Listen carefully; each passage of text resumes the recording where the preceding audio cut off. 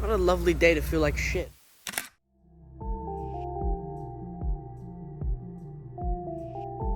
You're gonna love this. All right, Let's go. hold on. Let's do a next segment take. Let's do a next segment. Ready? And up next, Next segment. what is your weekly obsession? Are you gonna like this? Let's go. My weekly obsession has still maintained the identity of The D&B king. yeah, literally still that. So what happened is I was listening to more stuff, and then I don't know, like I heard this Weekend track that I'd never heard before from his latest album because I'm a piece of shit. I didn't listen to it. Fake fan. And then I listened to it, and I was reading like the Apple Music like little thing that they do about the album, and it was like, oh, D&B like influenced beats, and I was like, where? Like I need more of this. And then I listened to the first few tracks on his first album. Oh wow, it's heavy. Like it's there. The influence is there. We'll play some later, but D&B. yeah, some drum and bass, like Wow. chill drum and bass. It was fucking awesome. And actually, that was that song that I was listening to that made me really cry. That's another story. You'll never fucking hear that. But it yeah, and I was listening to it and I was like, oh fuck. And then I just went into the Weeknd's everything because I was a pretty big fan of the Weeknd for a really long time. Actually, Carr in high school put me onto Beauty Behind the Madness, right? That is a musical genius. That is fantastic. I had found a song by The Weeknd called Echoes of Silence I meant Car, by the way. ages not- ago. Oh, The Weeknd is also... Both Yeah, of yeah, them. both. For sure, both. Cars out there, by the way, if you don't know. But- we've got a couple of our friends, just Yeah, ignore them. We're gonna get mega pissed, Oh yeah. big time. Anyway, I was listening to this song, Echoes of Silence, and I was like, "Fuck, I really like this guy. Like, it's cool." And then just nothing from The Weeknd ever again. And then Carr told me about it. Like, he was like, "Oh, I listened to this to study," and I was like, "Okay." And then I put it on. And I remember I was sitting in my old house with the door wide open, and I was just fucking. Who the fuck is this guy? And then I was just singing it for the next 3 months. Like every time I would sit down and study, I would just fucking put it on. I bought the CD and I put it in my fucking shitty CD player that I got from fucking Cash Converters, and I was just fucking jamming to this song, to this album. And then my love for The Weeknd obviously came from that. Blossomed. And then his newest shit came out, and I kind of fell off from music after 2016, to be quite honest. Same here. Like that was the best year for music, I would say, in my... I think it's just because we're in year 12, to be honest. That's like the most... I don't know, memorable man. year. Blonde, Life of Pablo, Beauty Behind the Madness. Dude, come on. They're instant classics. But at the same time, I reckon we have a bit of a bias. Yeah, actually, because that was the song of my senior year. Like that was Exactly. the soundtrack to my senior year. So yeah, that's true. Always. Yeah. Anyway, so that's kind of what I've been obsessed with The Weeknd all fucking week, every day. I bought his newest album on CD. It's in my car at ATM, and I've been listening to it fucking every day, man. And he like throughout his music, he's always had this progression of change. Like he started out as this guy who was like hustling, trying to grind, trying to make it. Then he turned into this fucking womanizer, party killer kind of shit, where he was like popping pills, fucking bitches, all that kind of stuff. And now he's like, his last sort of stuff, it's him after his breakups and shit like that. So his music has kind of shifted. And his last album's a bit of everything, where it's like, oh fuck, I'm falling back into my old ways kind of thing. And he's like, but I've got a new perspective now. He caught himself. Yeah, literally. And he's going on this beautiful journey with his new album. Like he's been doing visual stuff too. Like his video clips all are like there's a chronological order. Plastic surgery thing. Dude, literally. So that's like his rebirth as like, because The Weeknd is like a persona for him. Like that's not actually who he is. That's not Abel. Like The Weeknd is his persona, and his persona is going through this massive like rebirth at the moment after everything, like all of his public shit that's come out. He's going through this massive rebirth, and the next album is called like The Dawn or something like that. So it's like this new version of himself that's coming through to the world. Because his last album, he talks a lot about how he's fallen back to his old ways, but he don't like that no more. Like he's aware of that. He's had like the better taste, and he's like, oh fuck. And that really resonates with me, because I think we've all really been there, where we're like, we have this growth and progression, but there's always something that kind of sets us back a little bit. Yeah. And then once you have that perspective and you get put back into that place with a new perspective, you have two options. You either fall back into your old ways or go, nah, I don't like this. I'm going to get out of this and change again. And he's there as an artist and he's putting that out there. And I would say he is an artist. He's not a musician. He's a fucking artist. Yeah. Like, the stuff that he's doing visually, like his lyrics, man, too. Like, some, like, blinding lights and stuff. Like, the story behind the song is fucking fantastic. Like, What's the story behind Blinding Lights? there's an interlude track beforehand called Faith, and it's about him like just getting so fucked up in Vegas that he like ends up in the back of a flashing car, not a police car, fucking ambulance. He almost dies and he almost kills himself. Man. And it's not a happy song like, oh, I can't live without your touch. He's like literally about to die, so if the EMT leaves him, he's gonna fucking die. That's my interpretation and a few other people from Reddit, but it's interesting that the way he's been able to hit the mainstream so heavy with this fucking incredibly deep projection of self through his art, which is just nuts. Like, that in itself is a massive skill to have, and I think is very underrated when people talk about The Weeknd. They don't talk about that. They just go, Yeah. he's a nice artist, got a good voice. No, man, this guy's a fucking phenomenon. Like, this is once-in-a-lifetime type of dude. Like, Fuck. crazy. And the fact that we're growing up with him, I'm ecstatic. Like, I'm a fan until I'm dead. Right time, right place, baby. Dude, before we move on, what's your weekly obsession this week? What's going on? Left field, huh? Out of nowhere. Punch in the head. Got me. Weekly obsession have to be TikTok. You back to, yeah. I've re-downloaded the app. I got impulsed. Nice. Very And nice. I just got into some deep dives. Like, I really do hate it because it zaps. I woke up this morning and I started work at 2 p.m. Yeah. And I went from, I woke up at 9:30 in the morning. I went until maybe 12. Just on fucking TikTok Dude, in my the bed. fucking Going endless to the scroll, piss bro. every now and then. But I don't know. Within that, Call Me Chris. Like, she's just like, she does impressions of characters and like just little skits. I think I know who you're talking about. Yeah, it's like she does Russian accents and I don't know, it's just a bunch of different characters. Dude, that It's For great. You page is fucking bussin'. No. I was going through it today, and there was this fucking video about this guy's like, how good is this For You page? I'm gonna tell you everything you're not gonna admit to yourself. And he just said shit that I was thinking, and I was like, I've never seen this fucking video in my entire life. How the fuck did this just happen? I literally closed the app, and I was like, what the fuck is this? What is going on here? It's so well Shit, we're in curated. too deep. Dude, they're listening to the fucking podcast. That's what's going on. That's it. That's what I wish. Straight But to that. cheers, brother. Salute. But yeah, no, thanks for sharing your weekly obsession, man. TikTok is a fucking cancer. Next question. Yeah, let's do it. Let's rapid fire these, baby. Alright. This Let's go. one We got this is, you got guests, man. this is from a deeper place. Yeah, of course. I'm ready to go there. Totally. On Saturday, at your party, like at the very start, so I rocked up at 5 p.m. I thought I was going to help set up, but everything was already fucking done. So we pretty much sat out there and chilled. Before the party started, yeah. And I started getting a bit drunk, but everyone started rocking up like, I don't know, 6:30, 6 maybe. And I just felt so fucked up as like, not drunk or high, like I just felt so disengaged from everybody. Felt a bit out of it. And it built up to the point where I just had to get the fuck away. Like, first time I left the party to go and buy some cigarettes and stuff, and like, I just had to get out, so that's why I Yeah, went to the I shops. clocked it for sure. And I just had to chill, did that, came back, and I was like, nah, still not feeling it.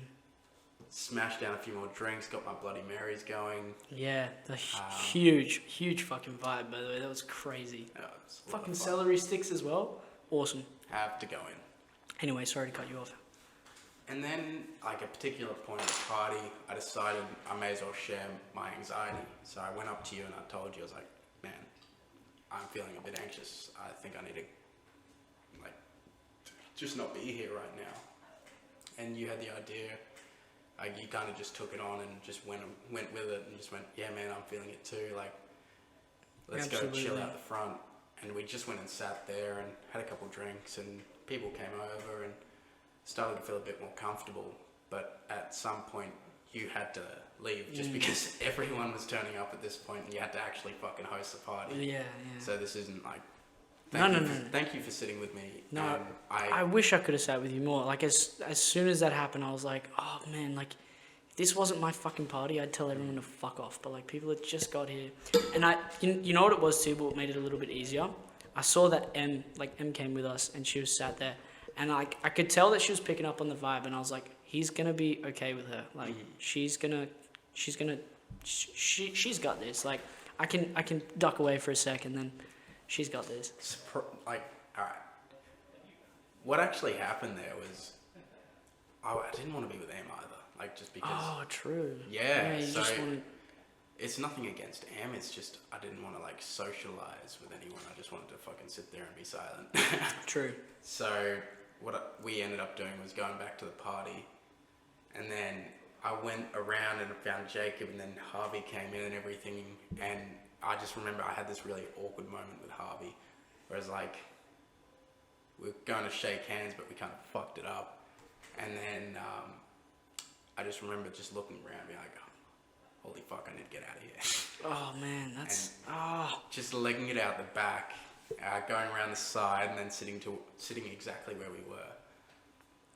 And then this is where my question kind of leads into, but what happened was your dad and your mum, I don't know, your dad picked up on it first, but he came over and he's like, why are you alone? And I was like, oh man, I just need to be here right now. I'm kind of just feeling myself before I go into the party. And then out of nowhere, he just pulls up a seat and sits there with me. And then your mum's off in the front, like helping people get into the party, and then she comes over and like sits down, and we spend a good 15 minutes there, like not even talking sometimes, like just a good like 5 minutes period of nothing, but they were just there with me, and I sensed that they picked up on like the sense that I was anxious about it. So it's like kind of I saw exactly where you get your empathy and lovingness from and caringness for other people. Like I saw it as like, holy fuck. Like it makes sense now. Dude. Like your parents totally came through, but this was the question. Huge, man. I didn't... Wow. Why are they like that, man? Like, why are they so loving? That's the question, isn't it? That's the question. Why are they so loving? To give you a really long answer short, it's because they didn't get love, man. Yeah. They copped it hard. I spoke to my dad about this, and I haven't had to talk to my mum about it because she's fucking said it. She was like, my mum was so strict with me. My mum and dad never let me do anything, so I said my kids are gonna fucking do everything, and I'm gonna be this, and I'm gonna... And she's done that. And my dad, in a few less words, because that's just the type of man he is, he said, "Nah, mate, fuck, bro." Like he said, I didn't want to be the way my dad was, so I tried to do my own thing, but try and keep the best parts of that as well. And my dad's always had the mindset of just do your own thing, be your own person. Like, he's the greatest example of don't let others influence you, have your own life, have your own say. Like, I have to credit that man. He has consistently said, make up your own opinion, make up your own mind, be your own person. He has said that my entire life growing up. That is, if I had to tell someone who my dad is, that's what I always say that about him, because that's who he is to his core. And their emotional intelligence level is old school, but it hits, man. Like, unreal. Sometimes they just really fucking come through for it, and I'm so fucking lucky. And I'm glad that you had that experience, because they're loving people and they're caring, and they want everybody to, you know, they come from hard place, they come from hard times. They saw shit that we couldn't even imagine. So when they see people going through it, they understand, they know what it's like.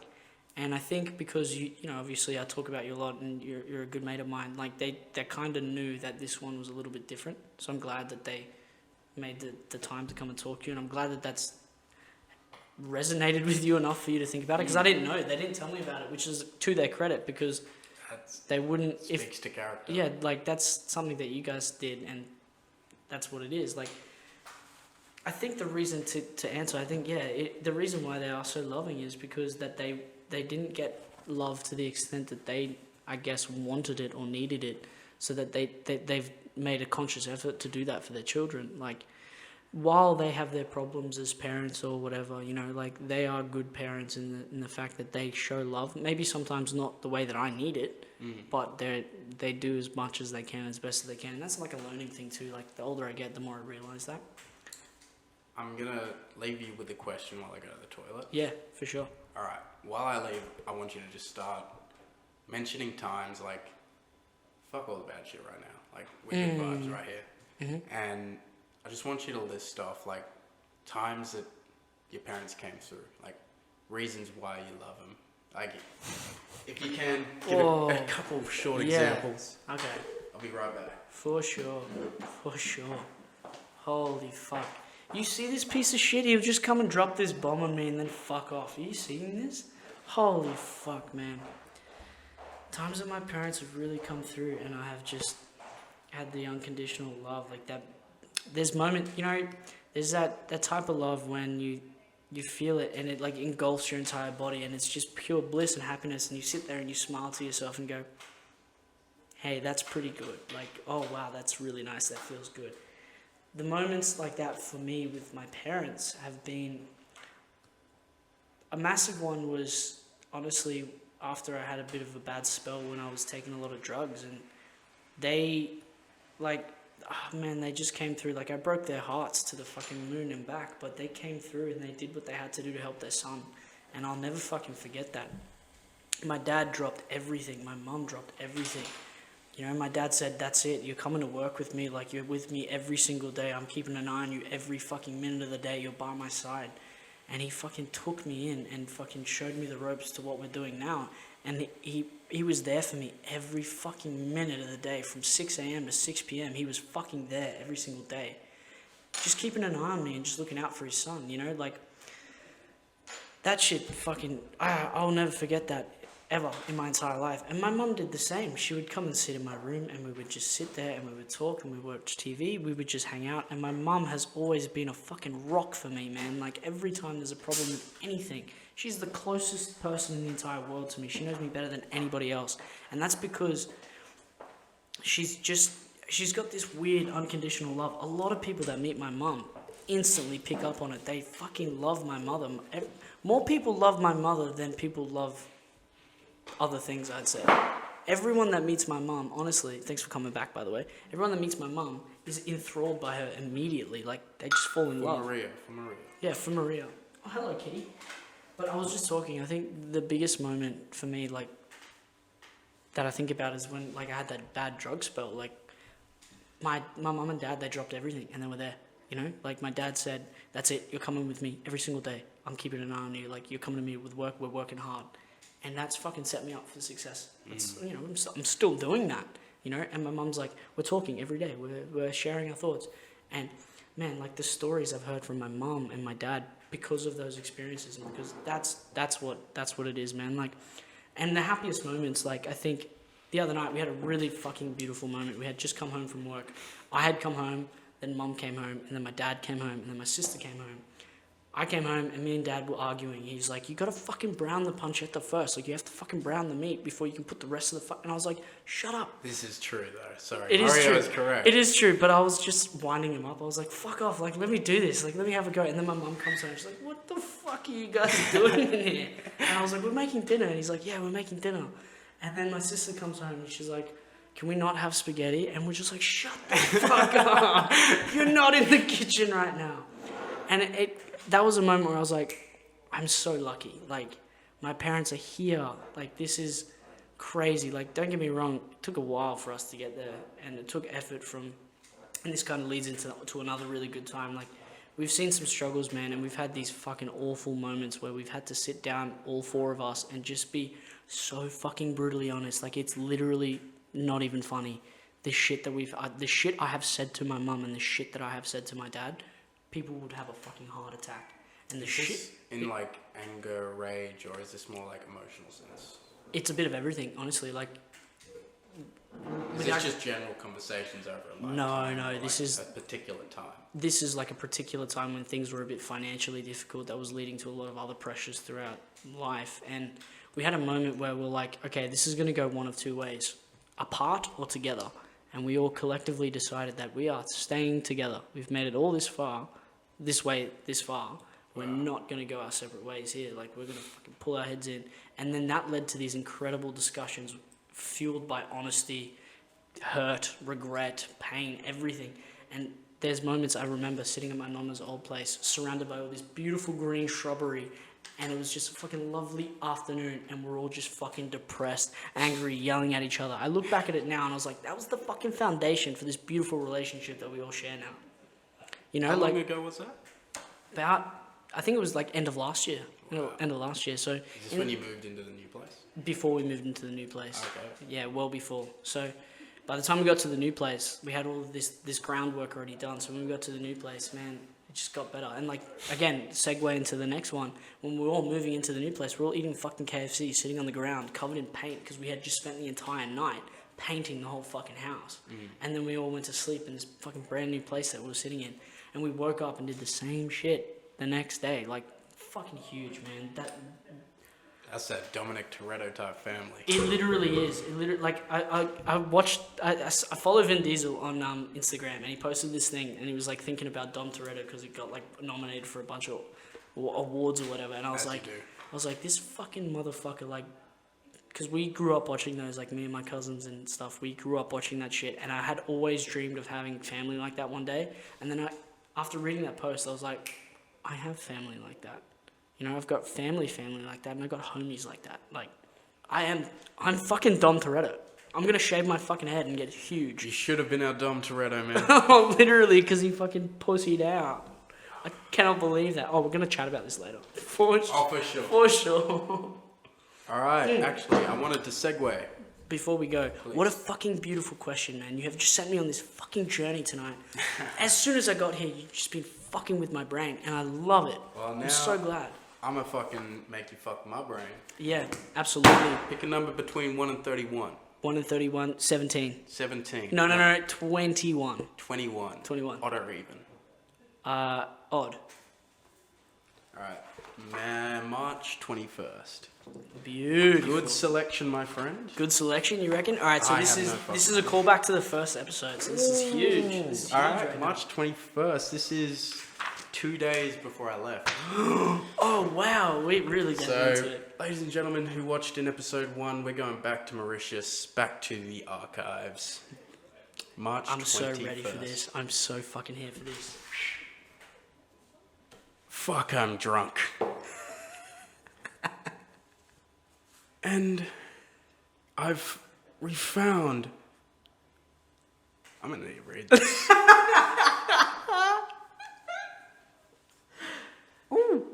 Oh shit! Okay. Look at this. Fuck, I'm drunk. There we go. And I've refound the music of the 2000s. And I love this shit. ... Ha ha ha. But for real, I want to die, comma. Lol, JK, question mark. Today's been great. I had a good laugh with Jane, and I also shared my last meal with Jane and Gerald, and I'm very excited to leave here in 3 days' time. In other news, I think I might be gay. IDK about pansexualism or bisexuality. I'm something gay. I feel, but hey, I still feel tops. Wanna get a proper relationship one day and figure that out. Then I really feel. That is verbatim. Holy fuck! I think that's one of the best stories I've ever been written in my. I love this book. Try and make sense of that. Wow, that's fucking awesome. I was gonna say there was a few names there that I think have stories attached to them that may have benefited from going in chronological order, but I'm really glad that that's where we went to. That's crazy, dude. That was a really good read, and I loved every second. I love the way that you write too. That's really great. I think that's Dude. really cool. I write to this as if I'm writing just to myself. Right. So you write how you want to hear. I didn't expect to read any of this shit out, and that's what I mean. Like, some of this gets really personal. So when you pick the right number and right odd or even, shit's gonna get real personal. I would say that that's pretty personal though. That's pretty up there. That one there. You kidding? Okay, it's personal because, all right, 3 days later I came back to Australia, and that night I came back to Australia, I went to Yes. 18th. Yes. And that's when I ran around. Yes, that was literally yelling in everyone's face, "Hey, I'm gay!" Oh my fucking god! Is that a moment that you look back on and you cringe a little bit, or is that something that you're still really I'm proud happy of? it happened. Like, I wish I could go back and just like watch that as like a third person, like like not involved, and just watching myself in that glee because it was so good at the time. Dude, it was fantastic. I don't think well, that's not true. I've seen you happy before too, but like you were ecstatic, man. Like you had such It was like amazing. you would come up to us more than once and just I'm gay, and then just fuck off and with a smile on your face. And I was like, damn, that's fucking awesome. That's so cool. It's weird how much has changed since then. Oh wow, yeah, so much, hey. But I just remember, like, that would have been one of the confounding nights where, like, I either had that thought and I'm like, you know what, fuck this, no, I'm gonna fully commit to this gay identity and I'm gonna go for it. And then, yeah, literally 3 days later, I'm running around fucking, I'm gay. Ah, that was literally you. That was you. I digress. I did tell Carr about 3 months earlier. Interesting. So that you were still in Mauritius, or No, this is in Australia. dude, huge, Fun story time. You fucking ready? huge. Yeah, come on, lay it on me. Let's go. Okay. So, me and Carr got last minute tickets to the Falls Festival. And this is Falls 2017, 2018. I believe. Winston Surf Shirt was there. Yes, that's Yes. exactly Yeah. it. Yeah. Anyway, we're on the train on the way to the Gold Coast, and we don't have accommodation at this point. We don't have camping tickets either. It is literally New Year's Eve. So there's just like, guys, what the fuck are you doing? Like, Yeah. this What isn't the gonna fuck is work going out. on? What's the plan? But we're on the train, and I suss out like it's not an Airbnb, Booking.com. Yeah. And it was like classic. Fucking this- come through. backpackers. That was $103 for both of us to stay for 2 nights. It was like, bro, we're so lucky we found this place. Yeah. Absolutely. 2 hours later, we booked online. We get there, and then he's like, "All right, do you guys have your licenses about?" So we show him our licenses, and he's like, "All right." For context, the guy that's serving us, he's American, so like he's a backpacker himself. Yeah, He's just okay. like found himself in this position. Anyway, he's just like, "Ooh."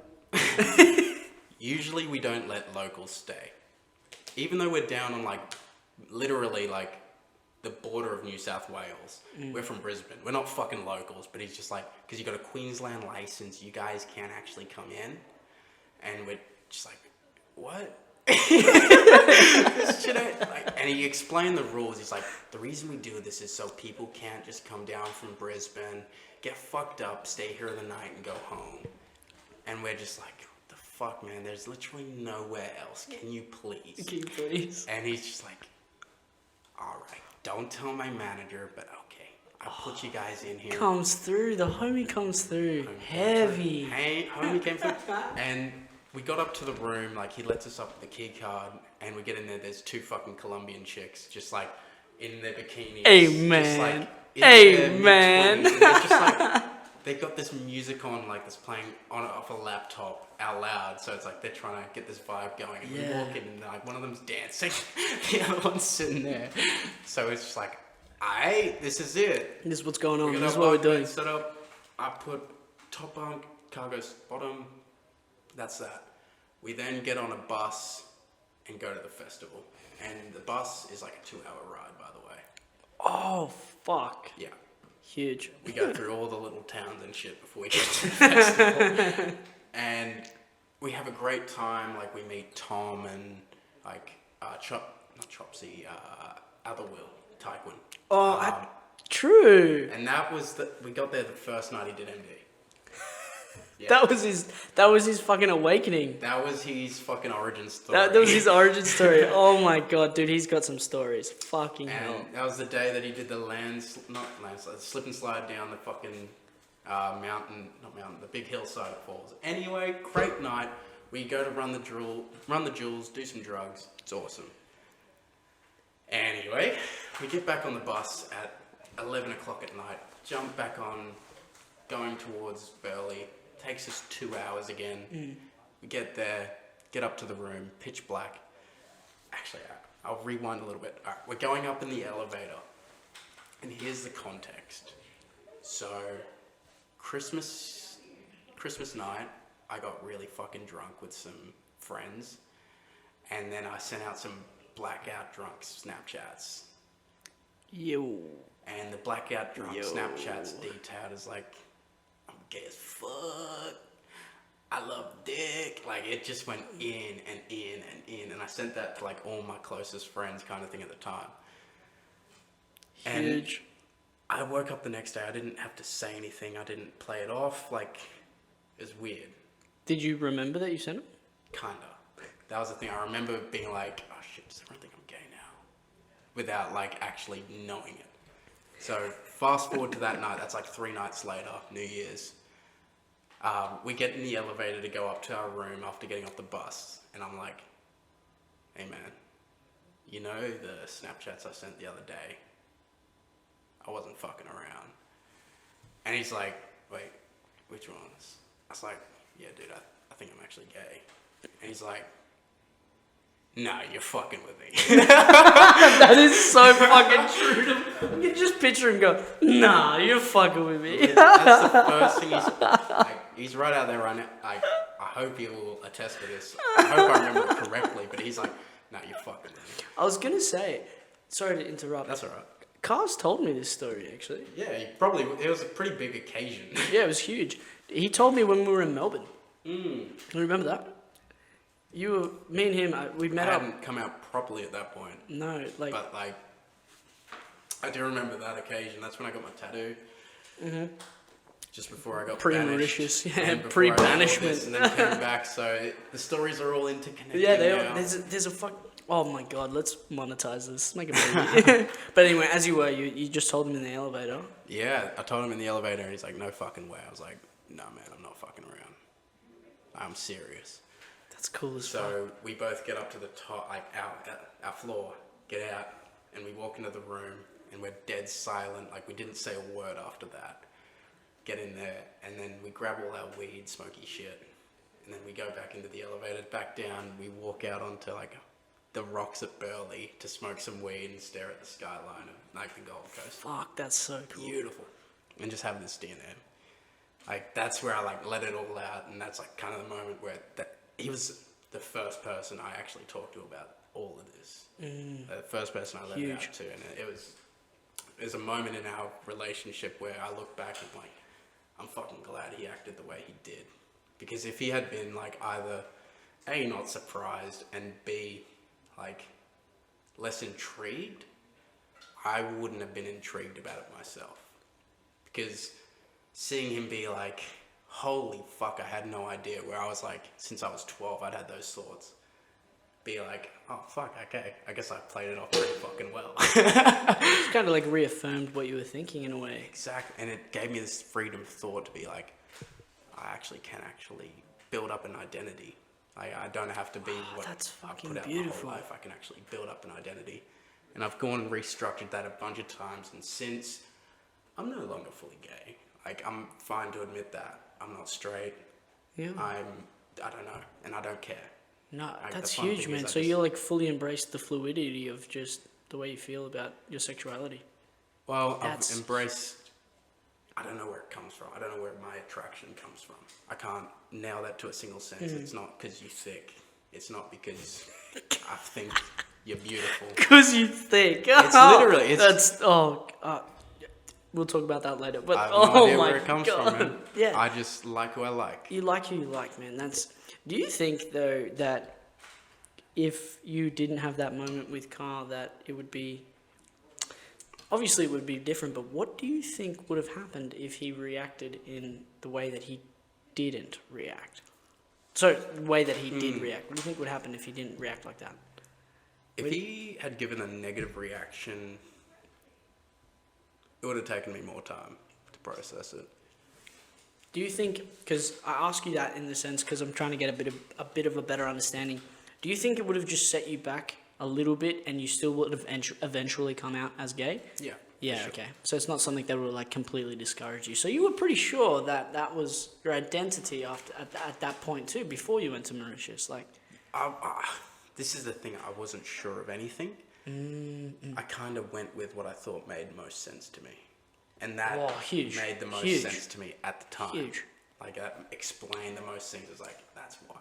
Do you think that you're still at that point where you're just going with whatever makes sense to you, or is it a little bit different? Yeah. No, Yeah? like very much. It's the same thing where I'm just trying my best to be myself and spend my time with people who make me happy. Well, I was going to say, there's layers to self, right? So maybe that's just like another layer of yourself that you haven't given as much thought. Because the reason I say that is because I met this girl. I won't say her name, obviously, and it's really great. Everything's going well. I'm actually still seeing her at the moment, and it's going awesome. She's a lovely girl. But we went out one night, and we were just talking, and she's obviously part of the LGBTQ plus community. QI plus community, and she opened up like a lot about her, because she's bisexual. I think that's how I'm not completely Doesn't really sure. matter. Well, that's the thing. I don't think any of it really matters. You just are who you are. But anyway, like we had this really beautiful moment. She took me to the beat for the first time in my entire life. Like we were just sitting in this restaurant, and she's like, "We're fucking going right now." And I was like, "Hey." Finished my chicken. I was like, "Hey, let's go." And we went there, and we had this beautiful conversation. And we were just talking about it. Hold up. For anyone who don't know, the Beat is our gay bar. Maybe the one of 3 gay bars in Brisbane. Well, that is not true. It is. There are so many. You don't even know. You don't even fucking know. I didn't know. It's a fucking huge learning experience. The Beat, the Wickham. Fuck. Fluffies is huge. I've heard of Fluffies. There's another one. I can't remember the name of it, but there's another one. There's so many. Anyway, back to your story. Back to the story. And we were just chilling in there, and like, I don't even know how the conversation started. And we were just talking about like bisexuality, and I just admitted this fucking huge truth to her. And I was like, I'm attracted to just people, I think. And I love looking at all of them. And you know where it came from? We were talking about drawing or something, and I was like, I've been drawing like superhero bodies since I was a kid, like, and it was always men, and I was like, why am I so infatuated with the male form and the male shape? And then I was like, it's because I'm gay. It's because I'm gay, because I had that moment when I was a kid where I was like, fuck, I'm gay. And because I was so confused and I didn't know about bisexuality or anything like that. You don't, obviously, like my mum and dad had no idea. It's either you're one or the other when you're a kid. Yeah, literally. So my mum and dad weren't equipped, very supportive, but they were not equipped. And like we were just talking about that, and I was like, oh, fuck, like, there's still an entire side of myself that I haven't let live yet, like, because I've been letting this version of my sexuality play to my forefront, you know what I mean, like, where I'm kissing girls or whatever, but there's that other side of myself that's also, like, kind of itching to come out, not dying to come out or whatever, but, like, it's still there, and I haven't fed that, you know? Like, there's that analogy, you feed the two wolves in your brain. But these aren't bad wolves. They're both equally good. One of them's just had more lunch and dinner than the other one. And we were talking about it, and she's like, I think you got a phase that you got to go through and, like, see what happens for you. And I was talking to her. at the Beat. This is at the Beat, talking to this girl that I then went home with to make out with until the morning. And I was like, are you telling me that I should leave you and go home with a man? And she was like, that's what I'm going to do. And I was like, wow. Okay, and then obviously it didn't happen. We ended up obviously going home. Did a bunch of kisses. Like, what a fucking person to be able to like Oh guide you through my that, call you out fucking for God. it, and then still go with you. Oh my fucking God! This was the girl that I was telling you last week about that I think I'm in love with. Like, No way! dude, she fucking ruined my life. I remember when we were messaging, I was like, "Are you gonna ruin my life?" And she was like, "Yep, totally." And I was like, "Whoa, she's fucking done it in the best way too, in the best way. And she's a really great person. I would love for you to meet her, man. Like the way her brain works, bro, she's a fucking smart cookie, man. She's a smart little cookie. One day. Cute as fuck too. But anyway, like, I haven't been able to stop thinking about that night because it's like, she dropped this truth bomb on me and then I dropped a truth bomb on myself, and I finally admitted to myself that there's two versions of my identity that exist. There's like that cis version, and then there's like that version that I haven't really explored yet.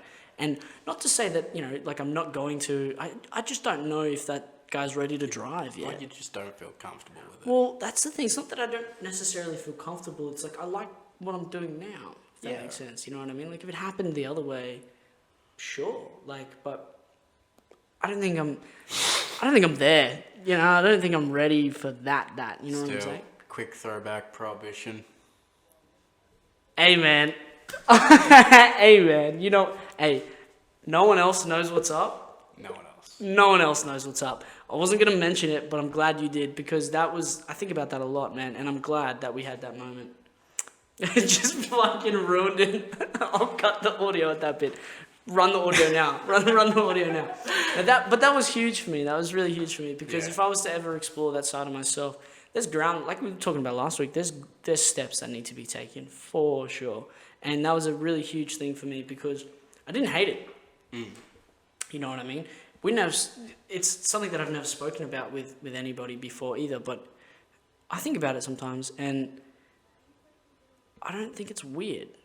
You know what I mean? Like I think we're at a point in our lives where we can talk about stuff like that, where things don't have to carry as much weight as they do. And don't get me wrong, it's still important, and it's a huge part of our identity, I think. But I don't. Oh man, it's hard to talk about. To me, it's harmless. As in, like. Is that true? Yeah. Is that honest? It's harmless. Yeah, 100%. If that's true, then that's really cool, because that was a huge. Never any pressure. Because that was a huge thing for me, because I was like, this is a massive step. Like there's a whole other fucking person right now. There's a whole other dude. Like, if I'm gonna fucking go through this, I need to be fucking sure of this, because this is gonna have repercussions, man. I think it's much the opposite. Interesting. See, I think when it comes to playing around with sexuality, especially, you need to be able to detach from the person that you pretend to be, I guess, your whole life. I understand what you're saying, for sure. And to do that, you just need to mess around. Like that, and that's what I mean, where there's no harm to it. It's like, no one thought there was a safe thing there. No one, like me and yourself, like anyone from the outside, no one said it was a set thing. That was literally just messing around. And interesting. It could have fucking blown up, done something for either of us, but like, that's it. No hard feelings, no nothing. Yeah, I'm glad there's no hard feelings, because, fuck, never spoken about it before. No. Fuck it. I think we should just say what's going on here. Yeah, straight up. Let's not even beat around the bush. We shared a pretty intimate moment, I would say. It's pretty nice. I liked it. Good kiss up. He's really good at it. That's it. No. Dude, I remember Tom came up to me after. He was like, did you guys just... And I was like... I did one of those things. I was like... and he just looks at me like, what the fuck, cunt? Answer the question. And I was just like, I'm out of here. Like, fuck. I think about that moment more than me and you. I think about that moment because I just remember his face. He was like, okay, and? Like, what the fuck are you talking about? Yeah, that was huge, man. That was a huge one for me, personally. That was a massive point of... You know what it was, too? It was a massive, like, you're not ready. Like, you are not where you thought you were. But I'm glad I took the leap, and I'm glad that you were there with me every step of the way. Like, that was huge, because I felt comfortable to do that. You made me feel comfortable, not anybody else. And it made me realize, and that's why I had, like, these weird feelings about it, because I was like, oh, fuck, like, he was probably... Because you don't know how the other person feels in that moment. Like, Because at that point, I was like, this guy's short. He's like, because you had just fucking run around, told everybody you were super gay. And I was like, God. I was like, this guy fucking knows, man. Like, and I'm here like trying to figure it out. And then that happened. And then what hit me first was like, oh wow, I liked that. That was good. And then I was like, oh no, I don't think I'm ready. Like, because I also like the other thing. And I was like, holy fuck, what do I do? And this was like a pretty early on development for me. Like, so I had fucking old school brain where I was like, it can only be one or the other. And I was like, oh my God, oh fuck, like, holy shit. So that was a huge thing for me. And to hear that you say that there's no hard feelings, that's pretty fucking great because... I actually didn't even consider that you did think about that. Dude. You fucking piece of shit. I'll be fully honest. I thought that was like... Because for me at the time, I was very fucking drunk. Yeah, I think we were both pretty smashed, to be honest. I wouldn't have done it without... And I literally remember... this was the line, it's like, so is this gonna happen or not?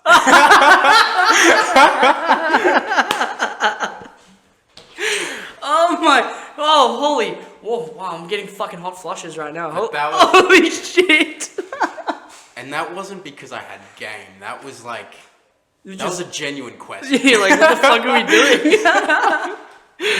Because I remember there was like discussion about shit like that, and then we went out, and it was... I don't know, I felt like a little bit of pressure on this to be a thing. Like, because all of a sudden it was this rumor, like, that, like, oh, Tony might be gay, and I was out here just like, yeah, it's clean, let's fucking roll. That's just the dishwasher. Yeah. So, like, when we went out that first time, it like, felt like that bit of pressure. Yeah, so totally. I remember getting to that point at Prohibition, near the exit, and just being like, because I didn't know where the fuck you were. Yeah. Well, it was like...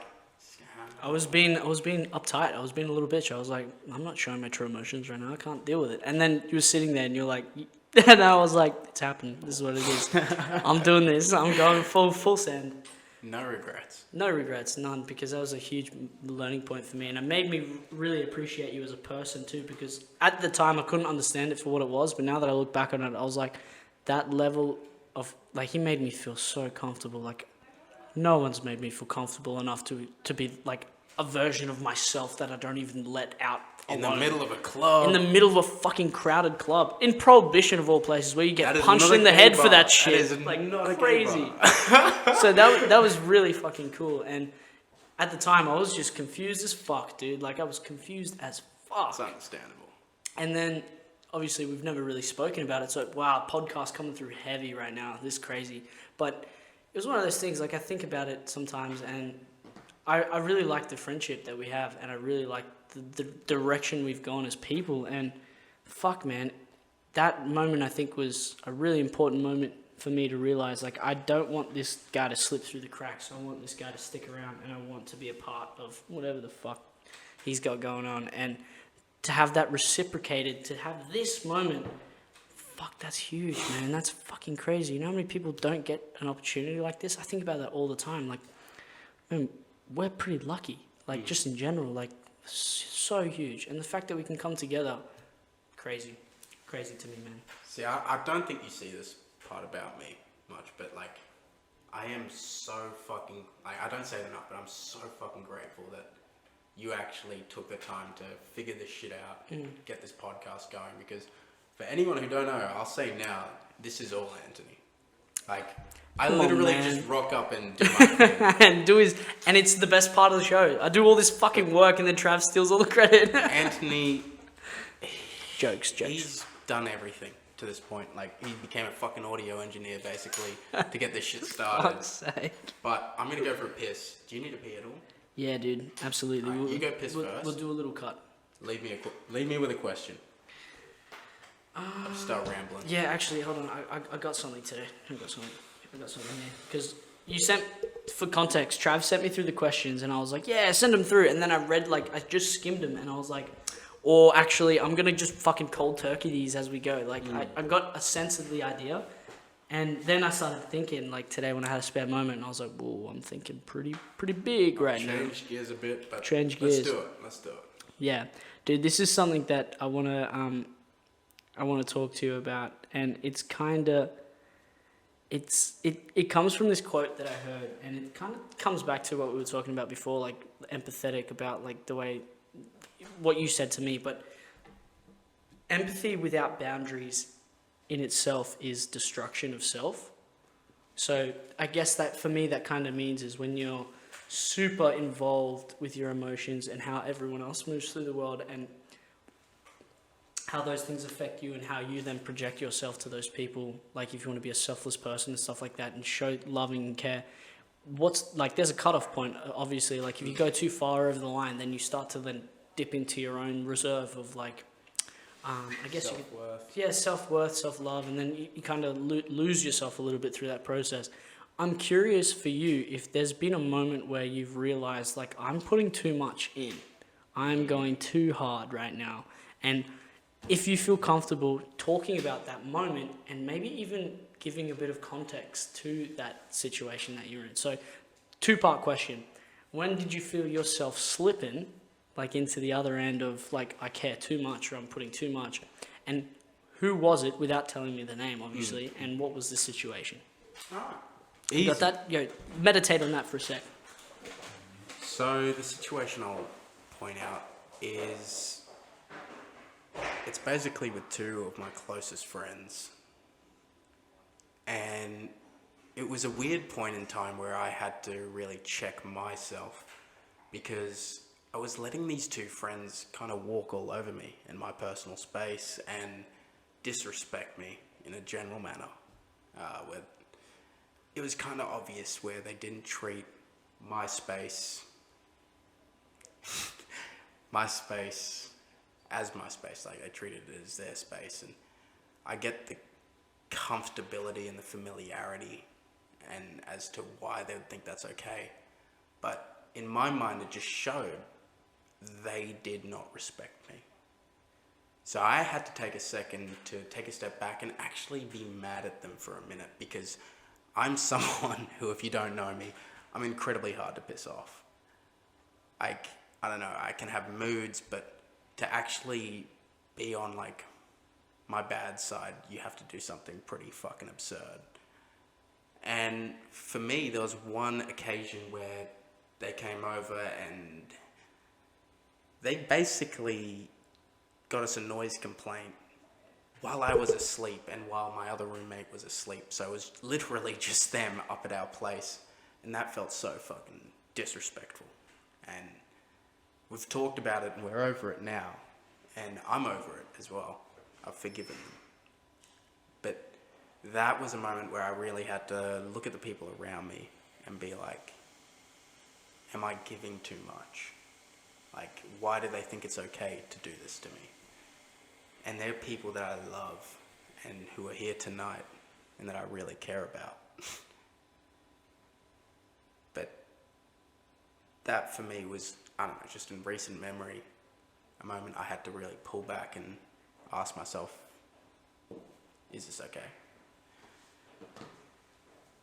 But I digress.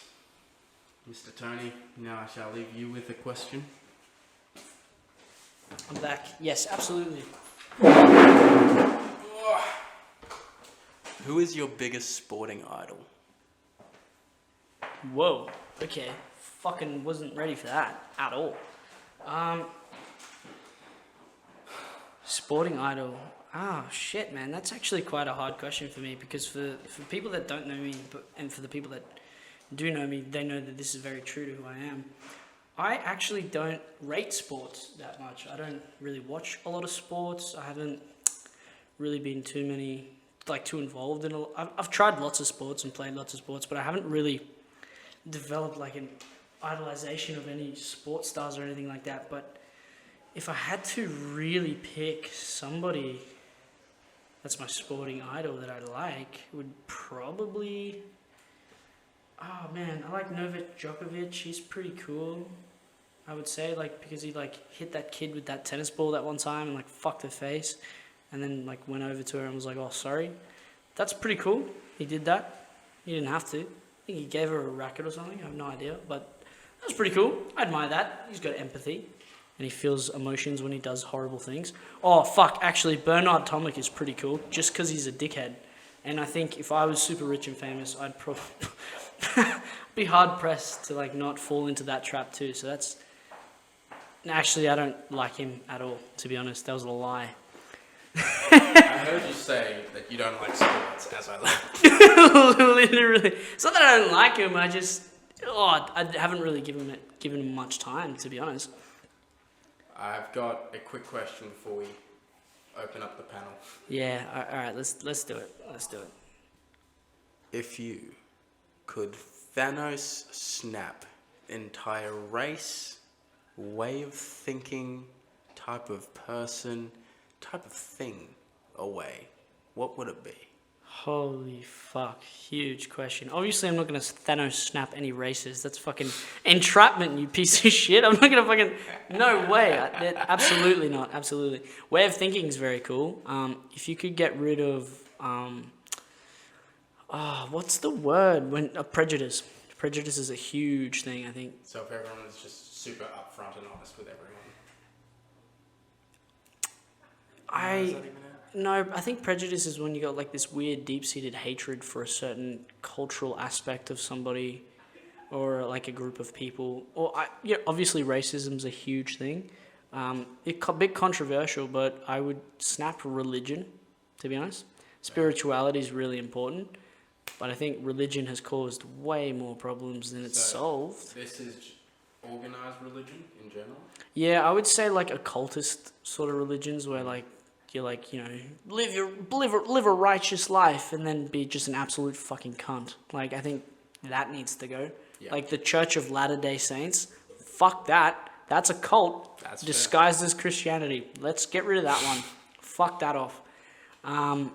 Yeah, no, I don't know, man. I think religion helps a lot of people, but I think...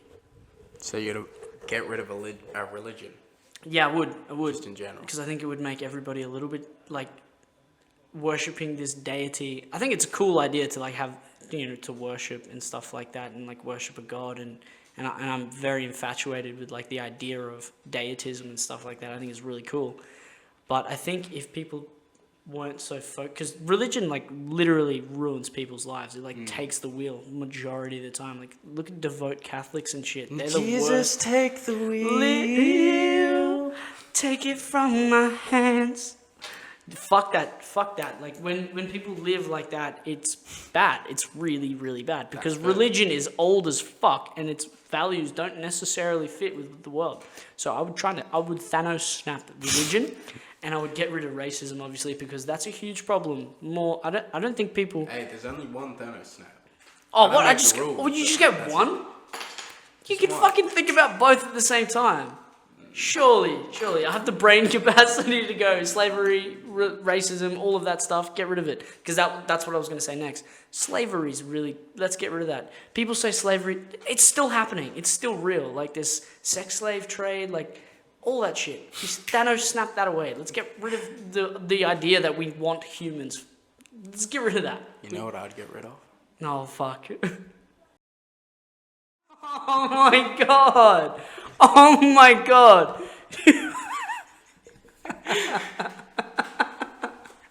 Holy fuck, we're not Joe Rogan. Our lives will be ruined if we say shit like this. It makes sense though, right? You fucking dickhead. Alright, and that's probably where we should end it. Show. That's the show. You fuck. Alright, now we should open the floor up. Yeah, I was gonna say let's run it where we just like in and out. Dude, I know Jacob, he's been fiending to get back on since. Dude, I was gonna say I listened to the thing me and Jacob. I was tearing up. I was like, wow, Damn. the raw emotions. You gotta listen. And then Taylor comes on. Are you kidding me? Dude, Taylor is a tells her the fucking bank. crack butthole story. That's a fucking fantastic. We can't post that one though because that gets pretty like obscene. No, not the butthole stuff. Like she opens up quite a bit, and I'm not comfortable sharing that at all, and I think she would appreciate that too. We still do Jacko, right? Yeah, we'll cut Taylor and fucking chuck that in the bin. Cut that bitch out. She's actually a very lovely person. I don't mean that. First up, but I do actually. Do you want to interview someone or? Yeah. What do you want to do? I'm gonna send in someone. Yeah, send someone in. I know who I'm gonna send in. Yeah. Okay. Dude, come on in. Make yourself comfy. Hell yeah. Alright, before we get in, it's tradition that we do it.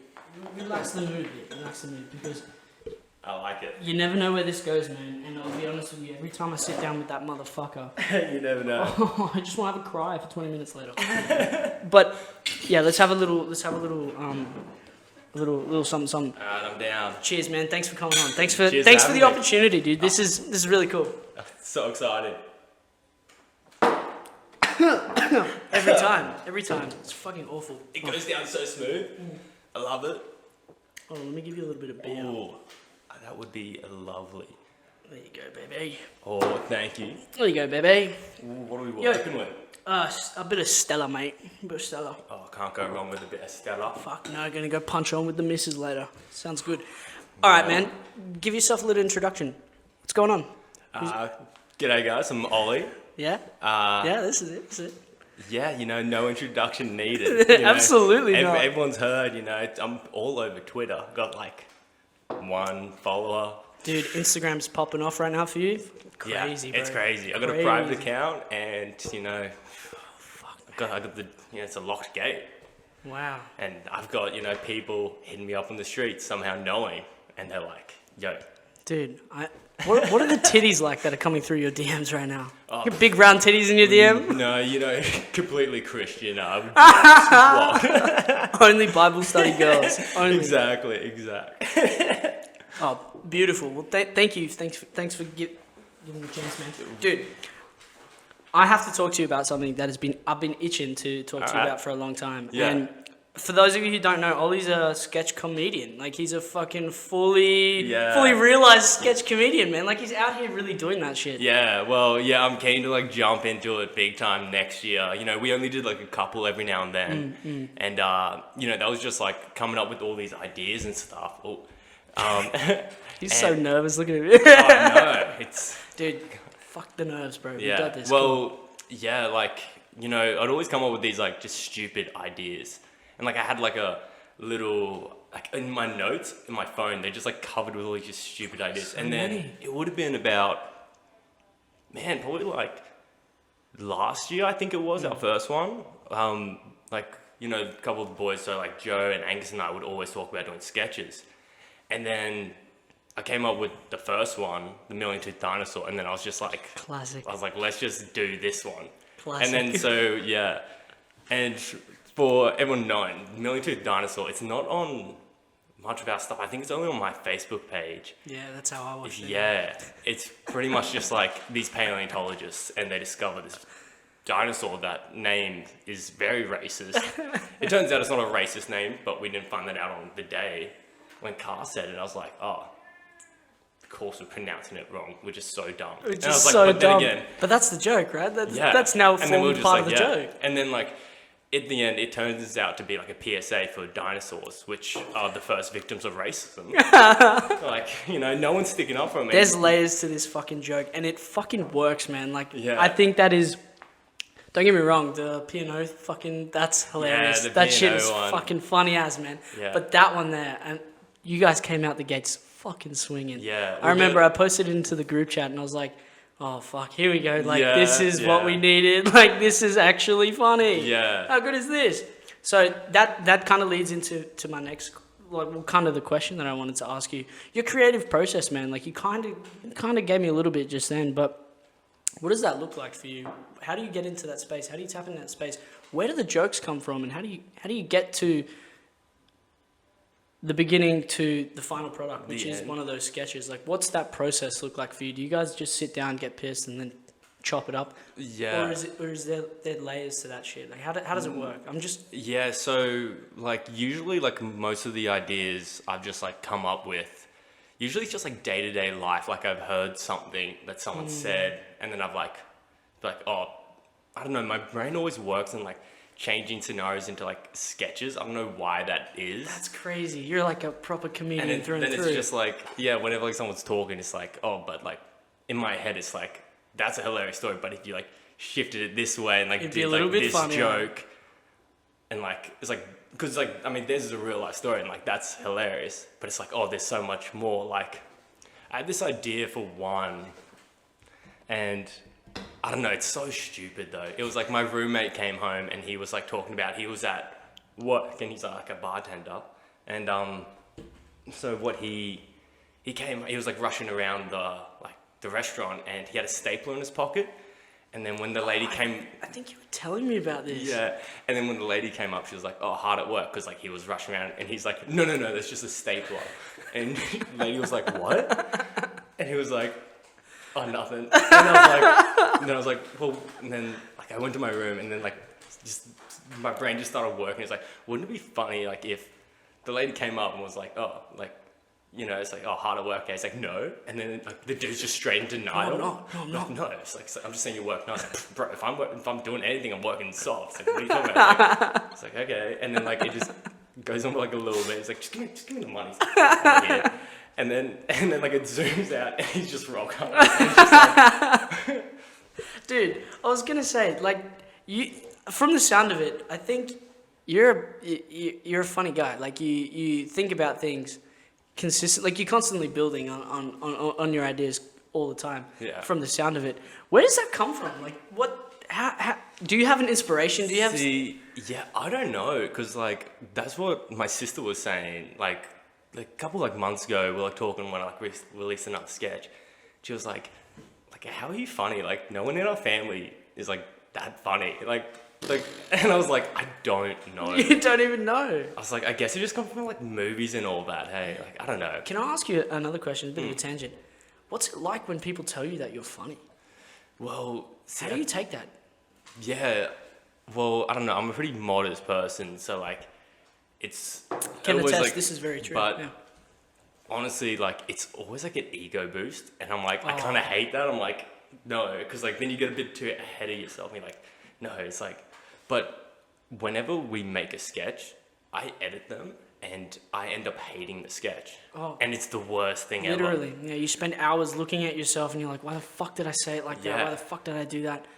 Man, It's just like, and then you just like second guessing. It's like this isn't good, but so it's such a relief when you release something that like this is good. It's like, thank God, like because yeah, huge. you start watching it over and over. You're like, this isn't funny. I don't think anyone's gonna like this. I don't know. Releasing sketches was always so stressful. Dude, you got the Bruno in your head, man. Me and Yeah. Trav were talking about this last week. Like, you got that fucking negative shit in your head. Yeah. Just constantly shitting on you all the time. Exactly. Next question. How do you fucking cut that guy off of the legs? How do you silence that guy? When you get in your headspace where you're like, fuck, man, like, this sucks. This shit is not good. Yeah. How do you pull yourself out of that? Because this week, I was trying to, like, while I was chopping up the second episode, I was Yeah. like, this sucks. Like, I hate this. Yeah. And then I was like, no. Because the episode was literally talking about that exact problem. And I was Yeah. like, no, I'm just in this space. Come on, like, I need to snap out of it. What's that like for you? How do you get out of that? See, yeah, that's a tough one actually, because it always like spirals down, and then I always have to like send like the sketch or something to someone, be like, is this all right? And then they'd have to like reassure me, and then I'm still second guessing. But I don't know, like whenever I get into, I don't know, like that sort of headspace where I'm just like spiraling, and it's like, I usually just put on like a funny podcast or just something, just like so it's like a bit of background noise. I don't know. Okay. It's Something tough. to It's like probably- kind of pull you out of the environment. Yeah, Yeah, because it's interesting. Because most of the time it's just momentary, and it's just like, I don't know. It's Yeah. there. So would you say that it's fair to say that you just have to like force yourself to take a step back by? Exactly. Yeah. Yeah. You just gotta take a step back, like have a breather, like do something, like just go outside, and then like just take a second, because like it's always just in the moment. It's just like everything's hitting you at once. It's like just like slow down, and like, and then you take a step back.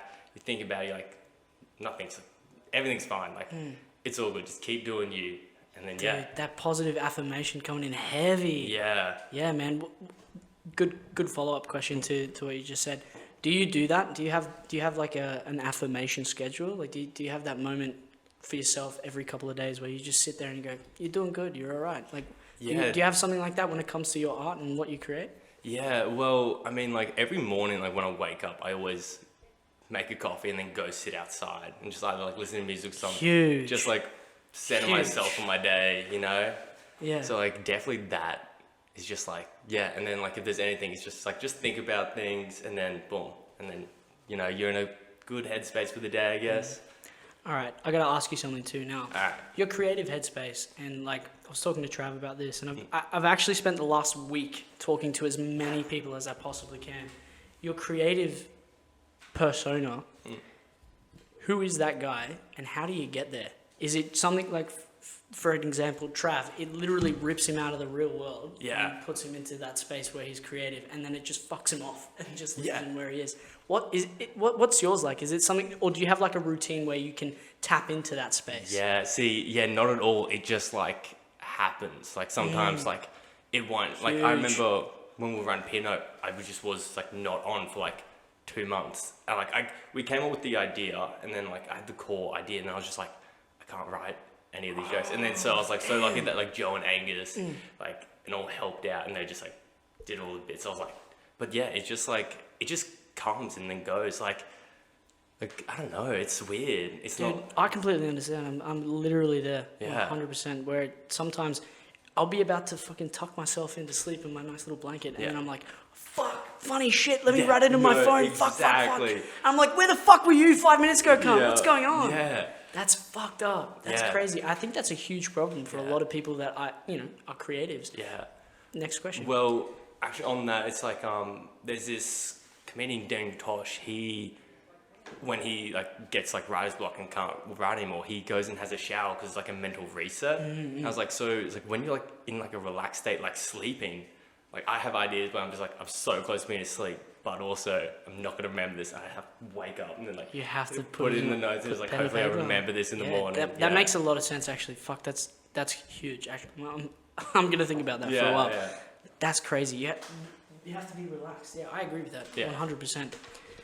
Fuck, man. Like, that's, I think, because I would consider myself a creative person. Yeah. But do you consider yourself a creative? What's your definition of someone who's quote unquote a creative? Yeah. What's the line for you? Yeah, well, creative, like you can be creative in like so many things, but I guess what I think about like creative is just like kind of imaginative. Like, I don't know. Childlike wonder, if you will. Yeah. And it's like, I don't know, creative's like, you've got all these like ideas. And like, sometimes when like, it's like, oh, it's like, oh, he doesn't have ADHD. He's just creative. All these creative people. He's not crazy. He's creative. He's creative. It's like an insane asylum. They're all just such creative people. We just keep them here. That crayon drawing of all of us dead? Nah, that's creativity, baby. That's what that is. So your son drew this, This fucking all these dead bodies. It's like, and he's really creative. It's expressionism. It's fucking art. All Yeah. right, get off his back. It's just but yeah, I don't know. Yeah, I've never really thought about that actually. Like, what is it to be creative? It's a huge question, then. Yeah. Like everybody that I've asked that question to, they've always had the fucking hang on a second, because I have, after talking, I've spoke to about maybe 40 people about this now. Yeah. Since Monday. Everyone comes to the conclusion, for the most part, that you can't define creativity. Yeah, that's what I was just about to say. It's You like, cannot put it into a box. But what's really interesting, the definition that people give you, it fucking varies from up here to here to another. It's crazy to me. Like, and I think something that I'm obsessed with is the way people think and move through the world. And I think that's super intertwined or like interlocked when it comes to create. Like, I think everyone's born creative, if that makes sense. So the way, like, Trav said something, just thinking is being creative, you know what I mean? Like, that's fucking huge, you know what I mean? So when it comes to, I pull it in a little bit more, when it comes to art and stuff like that, there is the definition of creative artist and stuff like that. The line is just incredibly blurred at that point. But it's a hard question to answer, I know this, but what do you think the line is between creativity and absurdity? oh yeah, that's very true. I kind of think they kind of do intertwine a little bit, but I guess it's kind of like what the things about, because I mean, that's tough, because absurd, I feel like my idea of like absurd is like crazy nonsense, and then creativity is like meaningful creation. But sometimes creative nonsense can be meaningful in its own way, but You can like interpret meaning from anything in a Yeah. sense. That's interesting. That's really interesting. Okay, so would you say that creativity is anchored in emotional... sorry, let me say it like this. Would you say that creativity is then anchored to emotions and feelings, and absurdity is just the lack thereof of those things? Or yeah, I think you've put it great there. Like, exactly right. Like, absurdity just comes out of nowhere, whereas creativity is like, it's got emotion and like all of that. So I think you've actually defined it great. Okay. Yeah. fantastic. Take that in, you fuck. Happy birthday. But so to pull it back to you, because your creativity, I would say, this is not like a projection or anything like that. I would say your creativity is, or your creative outlet, sorry, it's the comedy stuff. Like you're a funny guy. You like to make funny shit. Like Exactly. Yeah. so when you see other people in that space moving through it, what's that like for you when you compare your creative process to theirs? Do you then compare and contrast, or what's the go? Do you then pick yourself apart? How did you get to the point where you are now, where you're making your shit, like your influences? How have they influenced you to the point where it's not so much as you changing the way that you create your stuff, but it's more so taking bits and pieces from here and there, if that makes sense. Yeah. That's made sense to me, but I can't tell if that's Yeah, come out 'cause, correctly. Yeah, a lot of comedy is like taking bits and pieces from everything. Like there'll be like a funny like sketch that happens and it's like, that was really funny. That part, like the comedic timing and all that, or like this formula is kind of perfect. Take a bit from there, take a bit from here. But yeah, like comparing to like other sketch comedians, I don't know. I definitely feel that like there's two sketch groups in Australia that I really bring to mind is like Swag on Beat, which I watch their stuff and it's just so good. And I'm just like, that's what I want to be like. And then there's other one that's Inspired Unemployed, and it's like, they were good, but now it's just like, I'm watching, I'm like, how is this comedy? Oh, dude, that's a really interesting hot take because I share the exact same thing. Yeah. I remember when they first started out, they were funny. They were as funny. fuck. I rated. I was like, this is good. This is great. And it got to a point where, isn't that interesting though? It gets to the point where you're like, this isn't funny anymore. Like, who's laughing at this? Yeah. How much of that is your own level of comedy not moving with the times, or how much is that them changing?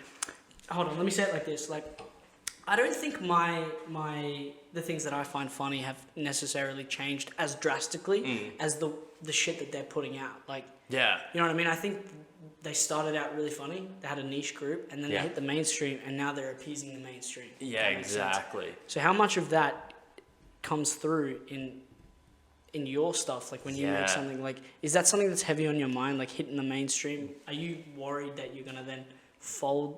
Yeah, no, well, not really. See, like, at the end of the day, I'm just making these sketches because I've got these funny ideas that I just want to see, like, happen. And then also, at the same time, I'm not really making it to be famous. I'm just making it... It's like, this is what I find funny, and I'm sure that there's a subgroup out there that find that stuff funny too. Absolutely. It's like, there you go. Absolutely. And then, so at the end of the day, I'm really just making it for, like, my mates and, like, all of you boys. Like, it's just, like, I'm just making it just to share some laughs. I can't thank you enough because it's fucking fantastic. And I don't know if you remember, but I literally said, I was like, dude, just make it. Yeah. Make it for the boys.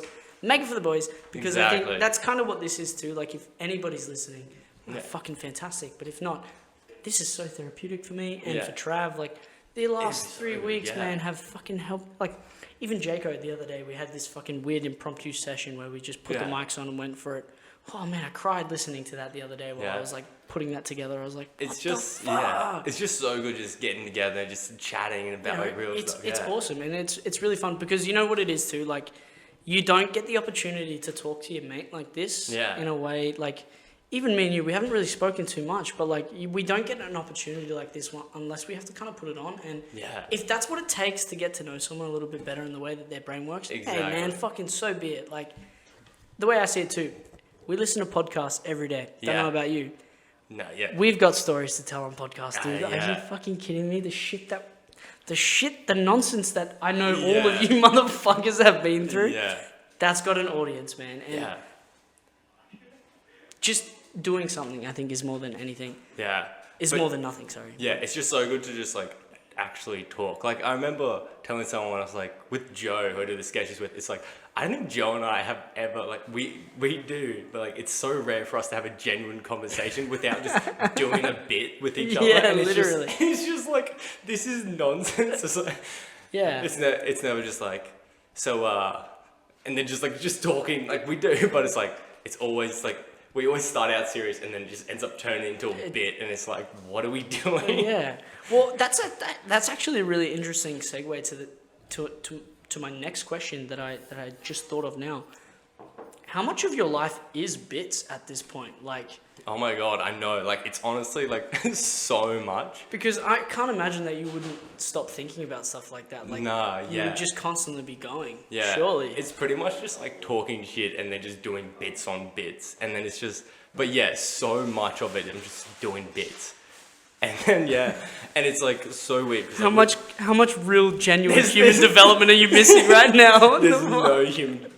Like there's nothing. Zero. It's just bits. Dude.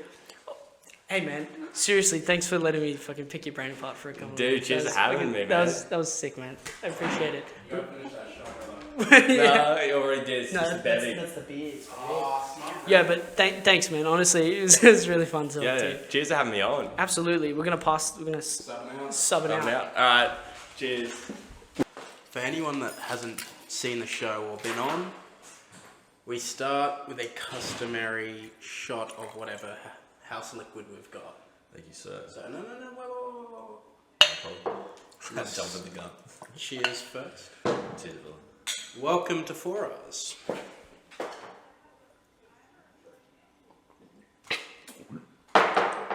Ooh. Not like that. That was horrible. I reckon that was quite smooth. Yeah. You know alcohol better than I do. Nah, I don't know better. I just haven't drunk much. All right. So for anyone who doesn't know him, Angus McHugh. Thank you for having me, sir. Not a... Give me one more second. Nah, it's good to be here. Thank you for having me. Thanks for coming on. That's alright. How you been? What's been happening in the last few weeks? Last few weeks, just been working. Working out at Underwood. It's been good. Just trying to grind it out, you know. Get back on track. What kind of work is that? So we do social and emotional learning programs for high schools. So we usually sell it in the HP department. So there's health and then there's physical education when it comes to the actual Australian curriculum. And the health component is pretty much like the theory or like in the class.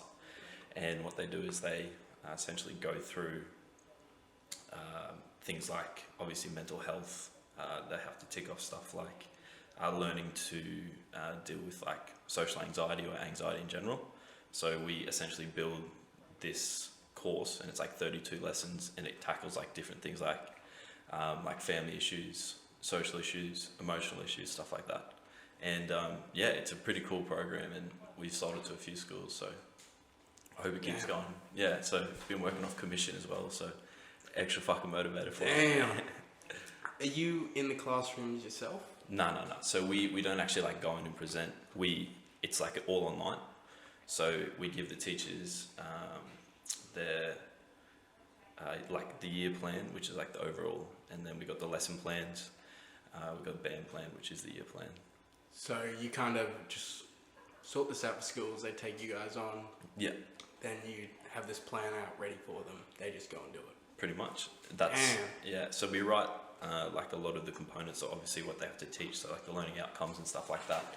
But the best part about it is like it's not compulsory, so it meets the Australian curriculum. But if the teachers, for example, Like they don't like the video, they don't like the online content. They just got something to, and then they can teach it the way they want. So Damn. it's a bit of customization. Like if the teacher's old school, they want to do that. If not, they got the whole lesson at their fingertips. So That's fucking awesome work, man. yeah, it's a cool job, man. So my question for you is, man, outside of work, like what are you doing to keep yourself entertained? Because today there's so many impulses like Netflix, YouTube, Facebook, Instagram, TikTok, fucking you name it. But what do you do? Like when the cameras are off, when you're not doing anything, what do you do? To be honest, I watch a lot of shows. Like, I need to read more. That's one thing I wanted to, like, hopefully when I get older, I'll do more of. But I watch a lot of shows, man. Like, consumes a whole lot of time. So I fall into that category for sure. What's on the bucket list? Like, what's on the bill right now? What have you been watching? I started Yellowstone on Stan because I reckon I've torn through all of Netflix. Damn. Like, legit. fucking That's torn impressive. through. Too many hours. And yeah, it's been pretty good. It's been pretty good. I tried watching Power as well. Haven't gotten into it though. Yeah. Need to give it another crack, I reckon. Yeah, fair enough, man. Yeah. Have to turn it on next time I'm on. Have you not seen it? No. You got Stan. What's it even about? Power. It's the one that 50 Cent wrote. Yeah, nah. No? No. You should watch it. I reckon you like it. All right. Yeah, I'll be sure to watch Power. That's alright. Or at least watch the trailer. Like, I just have no idea what it is. Moving on. We've known each other since year 7 of but officially year 9. We've Yeah. been friends. Fucking hell. What's your memory of Nudgy? Like in like a whole. Can you sum it up? Sum it up. Right, if I had to condense it. Honestly, I had a really enjoyable experience. Like, I don't have a whole lot of negative. But I guess it's just like you spend your teenage years there. You just got to find people, you know. I think that's the one summary is I think everyone just found someone, like they found a group. Whether it wasn't like just one whole group. I think that's why we work so well as a grade. What bit of advice would you give yourself, say, if you could talk to year 8 Angus, who's stepping up, trying to figure out who the fuck he is? What would you say to like cut through that? It's just try and battle the anxiety. Like, I've had a lot of anxiety for most of my life. And like in that age, I reckon that's when I had like the most. So it'd just be like try and fight it. Because like you can obviously go to psychology and stuff like that. And obviously over time it will work. But like at that age, and especially like that stuff wasn't even available. So just battle it. Because at the end of the day, like you can battle anxiety. A lot of the time you can't, but at the end of the day, you got to at least give it a try and fucking try and battle that. That's pretty interesting. Like, I had no idea, like in year 8, you were feeling those kind of emotions, that you were anxious. How did you battle that? I didn't really. I took a lot of it on the shoulders. I think I got really like quiet as well, sort of like grade 9 and 10, because that's probably when I was like at the peak, trying to like figure out who I was, like, you know, what I was doing. And I was like trying to fucking lose weight as well. Like I was still pretty chunky. So you had that like kind of social anxiety and the fact where you weren't happy with your body. Yeah, body. As well as your body was a big personality. one. Yeah, 100%. Like the body was a big part. Yeah. I think a lot of people do. I know I do myself, like suffer from body image. So like, I reckon that's a big toll on like the psychological part, but also the anxiety, you're right, weighs you down too. But I don't know. I think it's a weird thing in the like male community where it's like body.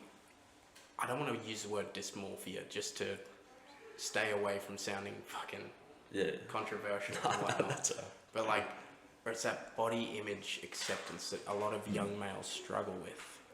Why in particular do you think in places like Nudgy where we're based around sporting culture, why do we think so many of those males who didn't fit the status quo for body type, why do they feel so anxious and feel like they needed to be a part of that?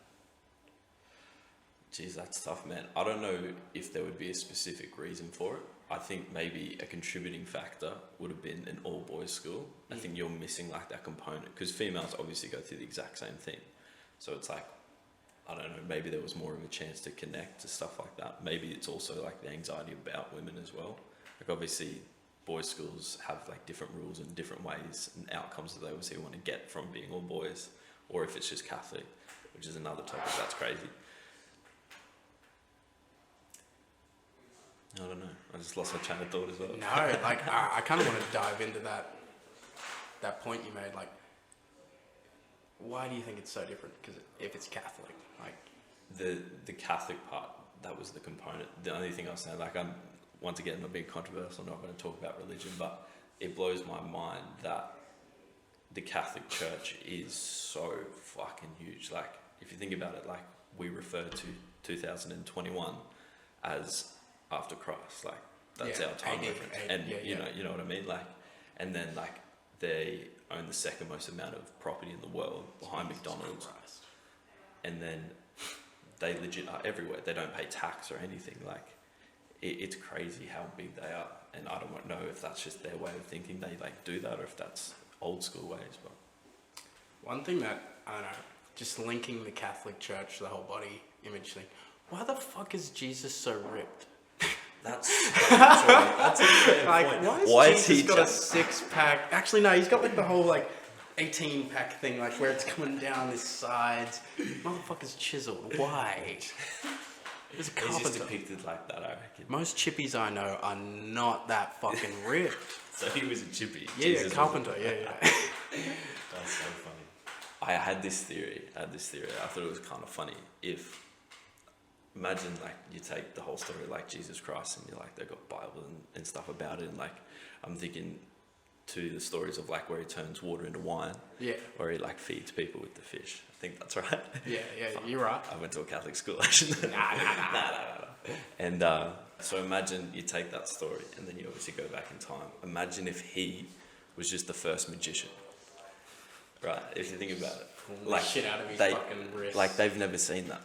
They don't know what a magician is. Let Imagine me if walk he on was water. walk on water, fake, staged. He's a magician, putting food dye and a bit of alcohol in the water. Done. Convinced. Just straight up like doing the whole hands Legit. things. Let And me turn it into and water. everyone's mind was just fucking blowing because I'm they're the like, son of God. this dude is legit like magic. Fair enough. And then Fucking he's just hell. had this story. I just thought that was funny. Imagine if that's actually the case. That's actually the case. Turns out Jesus was just some fucking Floridian. Just turning up doing his thing. Where I wanted to really dive into tonight was, for anyone who doesn't know, you were school captain at Nudgee, and reflecting on my own experiences from this year where I was coaching a kid and he was school captain as well, and I kind of just saw from an external perspective the pressures that kind of puts on you and your social life, and I don't know, that label of being the school captain. What pressures did that put on you in year 12? And there'll be a second part to the question. I think a substantial amount of pressure. Just from what I experienced, like, you know, it may vary or differ from other schools, but I think a lot of them are in the same boat. It's a lot of pressure, man, for a 17, 16-year-old kid. I mean, at a school of that, you know, capacity, it's like, it's a big deal. So it put a lot of pressure on me. Like, of course, I was privileged and like very happy that people voted me into that, but I genuinely was like not ready. I wasn't expecting it. Like, that wasn't in my mind. And then I remember ended up going in that room getting it. I was like, my God, I'm gonna have to commit like the rest of my schooling year to the school. Like, that's what I did. Tried to make everyone have fun, but it is a lot of unnecessary pressure. I mean, I guess I did vote, so I kind of walked into it. But sorry, I put my No. application in. But It's kind of interesting to see that, because a lot of people would have been chasing to be in that position that you were in. And I don't know, it's kind of interesting to see. It's like the blessing in disguise. Like, do you agree with that? Like, is it the blessing that kind of you don't want in the end, or is your type of person didn't want it? that's very interesting. I like how you say blessing. Do you mean it in the way that, like, the pressure that you take on comes with obviously like the positive and the negatives? That position is that? I kind of think in like a Spider-Man sense, where it's like, what's the fucking saying? Those with great power have great responsibility. and no one sees that responsibility part. They just see the power and the image. Is that kind of what you mean? I think power is a word you could use in that position. I guess of any position where essentially you are in charge of that group of people. Moving out of school, did you see, I don't know, any diminished value in having that title of school captain, or now it's been 5 years' time? What does it mean to you now? Cool. I'll start with like what it means to me now. I think 5 years out of school, you know, like it's obviously like a decent like amount of time in the past. And you know, like I still have people come up and say that stuff to me, like, you know, school captain or refer to me Skip or anything like that. Like I still get it, so it's still at the forefront. But honestly, it doesn't mean a whole lot now, because what I've learned is once you get out of school, that's when you really start to like learn. Like in school, they obviously try and teach you the subjects that you want to do, but when you get out of school, you learn. Like that's just pure fact. You learn what you have to do, like responsibilities, like literally being 18, pretty much moving out, you can do whatever you want. Like learning from that, I know that just because I got that position doesn't make me like any different from that. Like I still had to go through that shit too, but having that there, you know, it was nice, but it didn't really like achieve a whole lot after school, which I'm happy with, because that gave me the opportunity to, and that's a big reason why I went to uni down the Gold Coast, is like I went down there and didn't know anyone, and it was good to just start fresh and be like, look, these people don't know anything. Like I'm just this new guy, and I was able to make friends, and I would call some of them my best friends because they just knew me for who I was. So that's like They didn't have that perspective of this guy is a god. No, no, bro. No, not at all. Not a god, man. Just, I don't know, in that position. Like I've always said this, like getting that position, I don't feel personally that puts me above anyone else. Like I never ever, so I wouldn't say God, it was just a position of power. But I'm the exact same as everyone else, man. I'm just here to learn and enjoy myself and try and at least be my best self out of school, because in school it was a big thing, shaped a lot of things, but it changed, man. It's probably not worth a whole lot.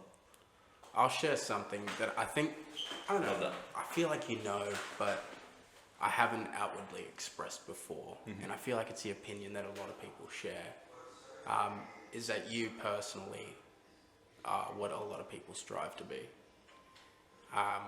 Thanks, man. Appreciate it. No, it comes from a place of like genuine just admiration.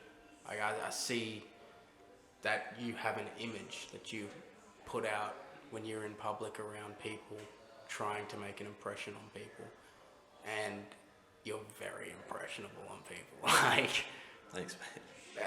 you kind of have an aura about you, and even dating back into high school, like the stories about you getting with certain girls and stuff would be stuff of almost legend. Like it's weird to talk about from this perspective, because I have so much respect for you as a friend, and I see like me and yourself on equal terms. Like I don't see it as like Angus is fucking up here and I'm here. It's I'm glad. you're my man, and it's 100%. mutual, and I know that. But that's where that like people literally see you as this guy who's like so well versed, so dynamic that he can get along with any person, and so kind that he will take the time to get to know the people that like people who generally have the level of popularity or that you had or have back in high school and now, they don't generally show that kind of humility and talk to those kind of people. Like you talk to everyone, and I feel like that was a big part of why you were our school captain, because you were kind of this one guy that's like, everyone fucks with Angus. Like, Thanks, man. he's just nice to everyone, and he really like would portray the view of the grey. Like it's kind of the thought of people who are born to lead versus who lead. Like I feel like you're one of those people who are born to lead, born to represent, the ideas, at least, of the majority, Mm. because you can connect with the majority. Mm. And it's a weird place where you don't necessarily have an ego that you should have, that you're entitled to in certain ways. And I think that's a massive, I guess, just congratulations on your character, and that you are able to stay so humble and be so kind. So, man, enough dick sucking, but thank you for being such a kind person, such a kind friend. Thank you, brother. I see you. What I want to say to the fans out there that watch this is that I'm very fucking proud of you too. And I've said that to you as well. Like, I appreciate everything you said. That means a whole lot. But, man, you've overcome a lot of stuff. And, like, we all fucking love you. And we all appreciate the shit that you've done. Like, I can't say that I've ever experienced it. And neither can anyone else. That was your shit and you dealt with it. And look, man, you're fucking on top again. Killing it. But I'm proud of you, bro. I mean that. That's why we're homies. And we always will be. Let's fucking do it. You got to do another shot, Cole. Alright, one more shot and one more question. Done. And then I got a question for you. We got a cracking conspiracy theory. Cheers, my brother. Alright, let me just grab this question. Yes, sir. Let's do it. Are you feeling it? This is going to be a task.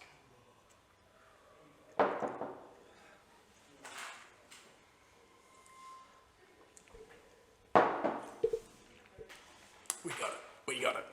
Who do you wish you could meet for an intimate, private, hour-long dinner? Anyone from existence ever? That's a great question. So intimate. So it's just you and them at a table like this for an hour, just discussing and eating beautiful food. Oh, man, that is a fantastic question. Or do you go down the avenue of like famous people? Do you go down like role models? Can it be like anyone in history? Or is it someone? Anyone ever. That's crazy. You can be yourself from the future if you really wanted to. That's a great question. But you've only got one dinner. One dinner with Take a one moment to person. think about it. So you got to think. I'm trying to weigh this stuff up in my mind, like weigh up these options. Because you've got like I've got favorite actors like Christian Bale. I think he's like one of the best actors ever. Be sick to just like pick his brain because he's like phenomenal. But then do you spend it with? Musician. Yeah, exactly. You got musicians. But see, this is the thing. Like I listen to rap music and it's like, would I want to spend an hour with? What you couldn't learn from an hour with a rapper. See, this actually, you know who I'm going to go with? Kanye West. Do you want to know why? Why? Please, let me in. I think he is like, you know how he has like this reputation and stuff like that, and or being a little bit crazy. I reckon most of the crazy is an act. He's super fucking intelligent. So he puts that on just to like stay obviously in the limelight and stuff like that. What would you hope to get from that dinner? Just to pick his brain, just understand, because he's worth so much money now. He was obviously in debt for that period of time, but now he's back to super Calling out wealthy. Mark Zuckerberg. Yeah. Yo, give me a land of $1 billion. I got you. I want $1 billion. But yeah, you pick his brain. Just to understand like the way he goes about things, like the way he markets his music, because it's phenomenally marketed. Like he can release a song or an album and it will get millions of views, and it could be anything. That's like that Poopity Scoop song, millions of views. He literally says Poopity Scoop in his lyrics and he made so much money off that. It's a bit fucked up. So I don't know if that's like he's at that point. It's that meta point, I think. Yeah, so it'd be cool to just see how he got there. He could take a shit and the music industry would Yeah, they're just like, sign it up, bro. We're sign going it, to get put the it on my record labels label, up. let me distribute that shit. So that's, yeah, and ended up coming around to Kanye. That'd be cool. How about yourself? And your reason to why?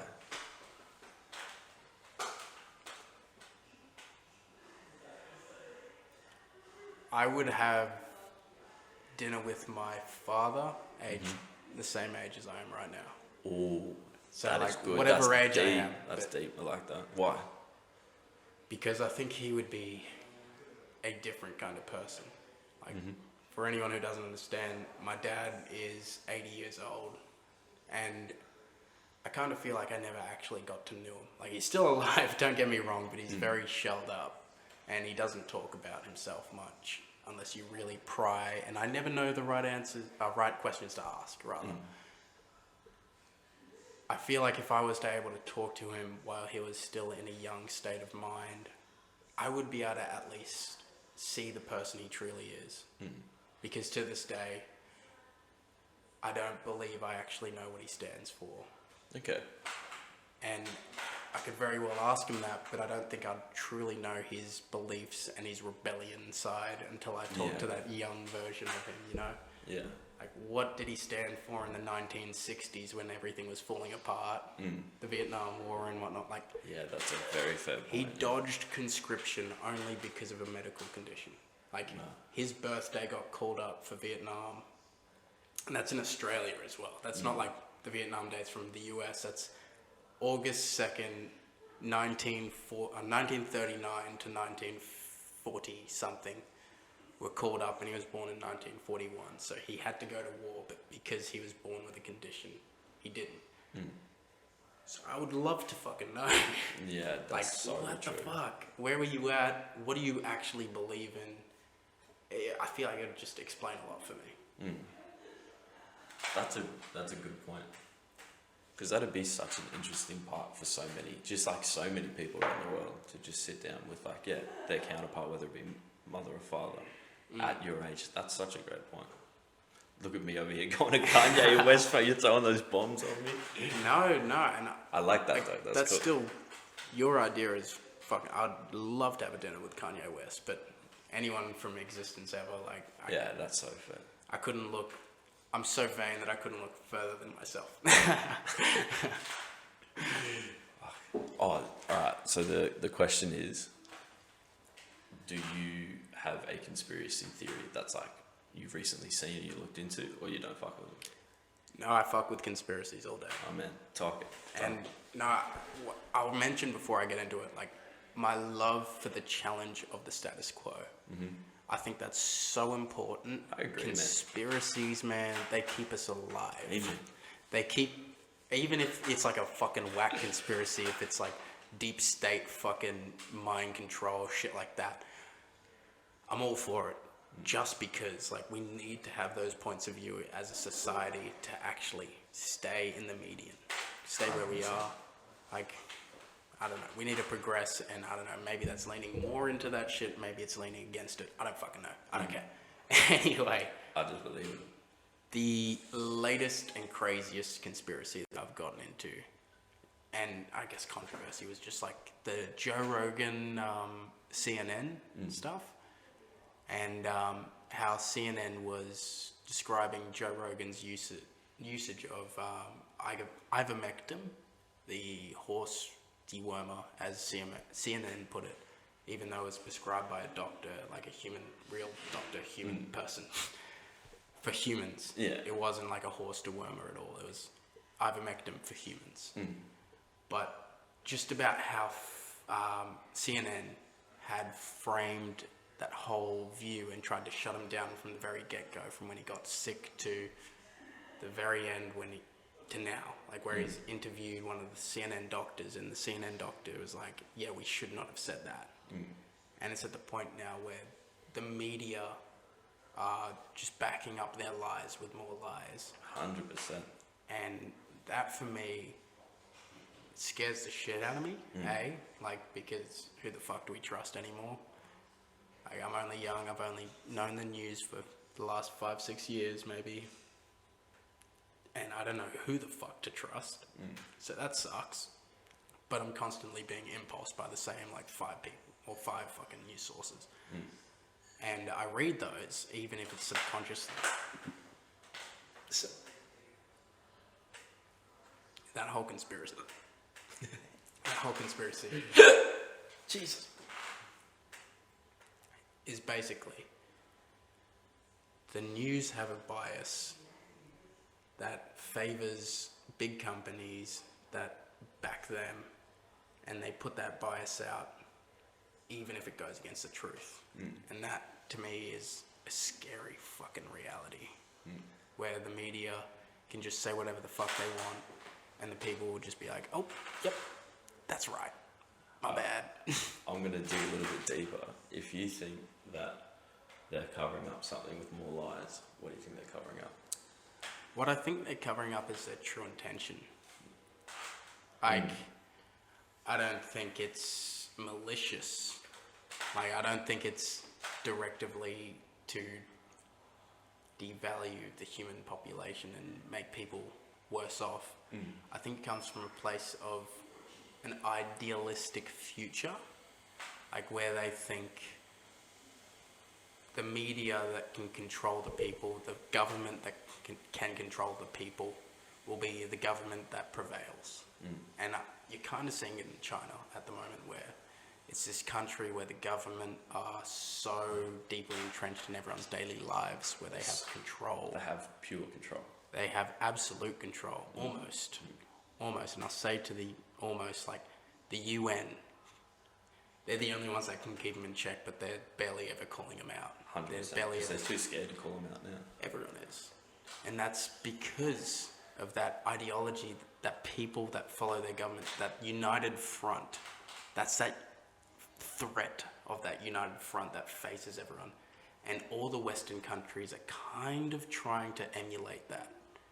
Like, you'll see in Australia, we have Sky News, we have 9 Network, 7, 10. They're all putting out the same kind of ideas, same kind of objective view of the world. They all have like the same objective. I don't think they all have, like, they're all playing into the same kind of fiddle. Yeah. But there's no, like, person behind this being like, you do this, you do that, you do that. I think it's like we're all kind of self-correcting, self-governing to the point that we're going to be where China is in 40, 50 years' time. In our world. It's going to be 40, 50 years' time, and we're going to be where China is now. Like, I don't know. I don't know if that's so much a conspiracy theory, but that's where I believe where the basis behind the media and stuff is heading. The more we control the populace, the more power we have, the more we can do. That's true. I think as well, or at least I believe, that the media, and probably more in particular the governments, are holding back so much information from us. Like, obviously people dive into like the Pentagon with the UFOs, but if you actually like read those papers, they obviously say they don't know what it is, but they don't give out like any more information because they're just softening the blow because they know stuff. I've always thought that, like, obviously, you know, there could be aliens here. There could be. They couldn't be. Bro, they're confirmed. Legit. Like, and I read into that stuff. I believe they're around. I don't think they're on Earth, but I think No. they're Like, around. dude, CIA documents. If you go onto their public website and search up aliens, you'll find the Mars briefing from 1990s. It details the full contact with aliens. Like, it's confirmed. Like, that shit's no longer a conspiracy. Is that legit? Yeah. Bro, I'm so behind. You got to show me that after. We will. We'll Dude, fucking go that's into deep crazy. detail. See, if that is, and I believe it, if that's true, then why are they still covering it up? Is it like, and I believe it, trust me, like I'm not defending them. I just want to pick it a little bit more. Do they want to maximize how much time they have control over us? Because they know potentially if that information comes out, maybe they lose control. I reckon so. That's a great point. That's- There it is. There's the answer to it. That's why they're covering it up. The reasons why, though, would be, you think about it from a business point of view, and the more controllable the buying market is, the better they can, A, promote their products to reach the right people, and B, like, the way that they can profit on certain fears and certain spikes in like popularity, because they can control that. What I think is happening right now is the media, the big businesses, the movie industry, they all play into this idea of the American dream, and it's been the way, same way since the 1950s. It's like, buy your own home, love your wife, take care of your children and build your own fucking future. Like that's the idea that the Western world's Don't held on forget to to for throw so the long. Catholic Bible in there as well. A big part of all that, including the religious part, is We're back to it. Yeah. the media, like keeping people afraid. Like, and you know Block Party, the band? Yeah, they do like ratchet. Yeah. So, Hunting for Witches, that was one of their big songs back in the day. And it's basically, the premise of the song is, the world's gone so crazy, whatever the newspaper says, we do.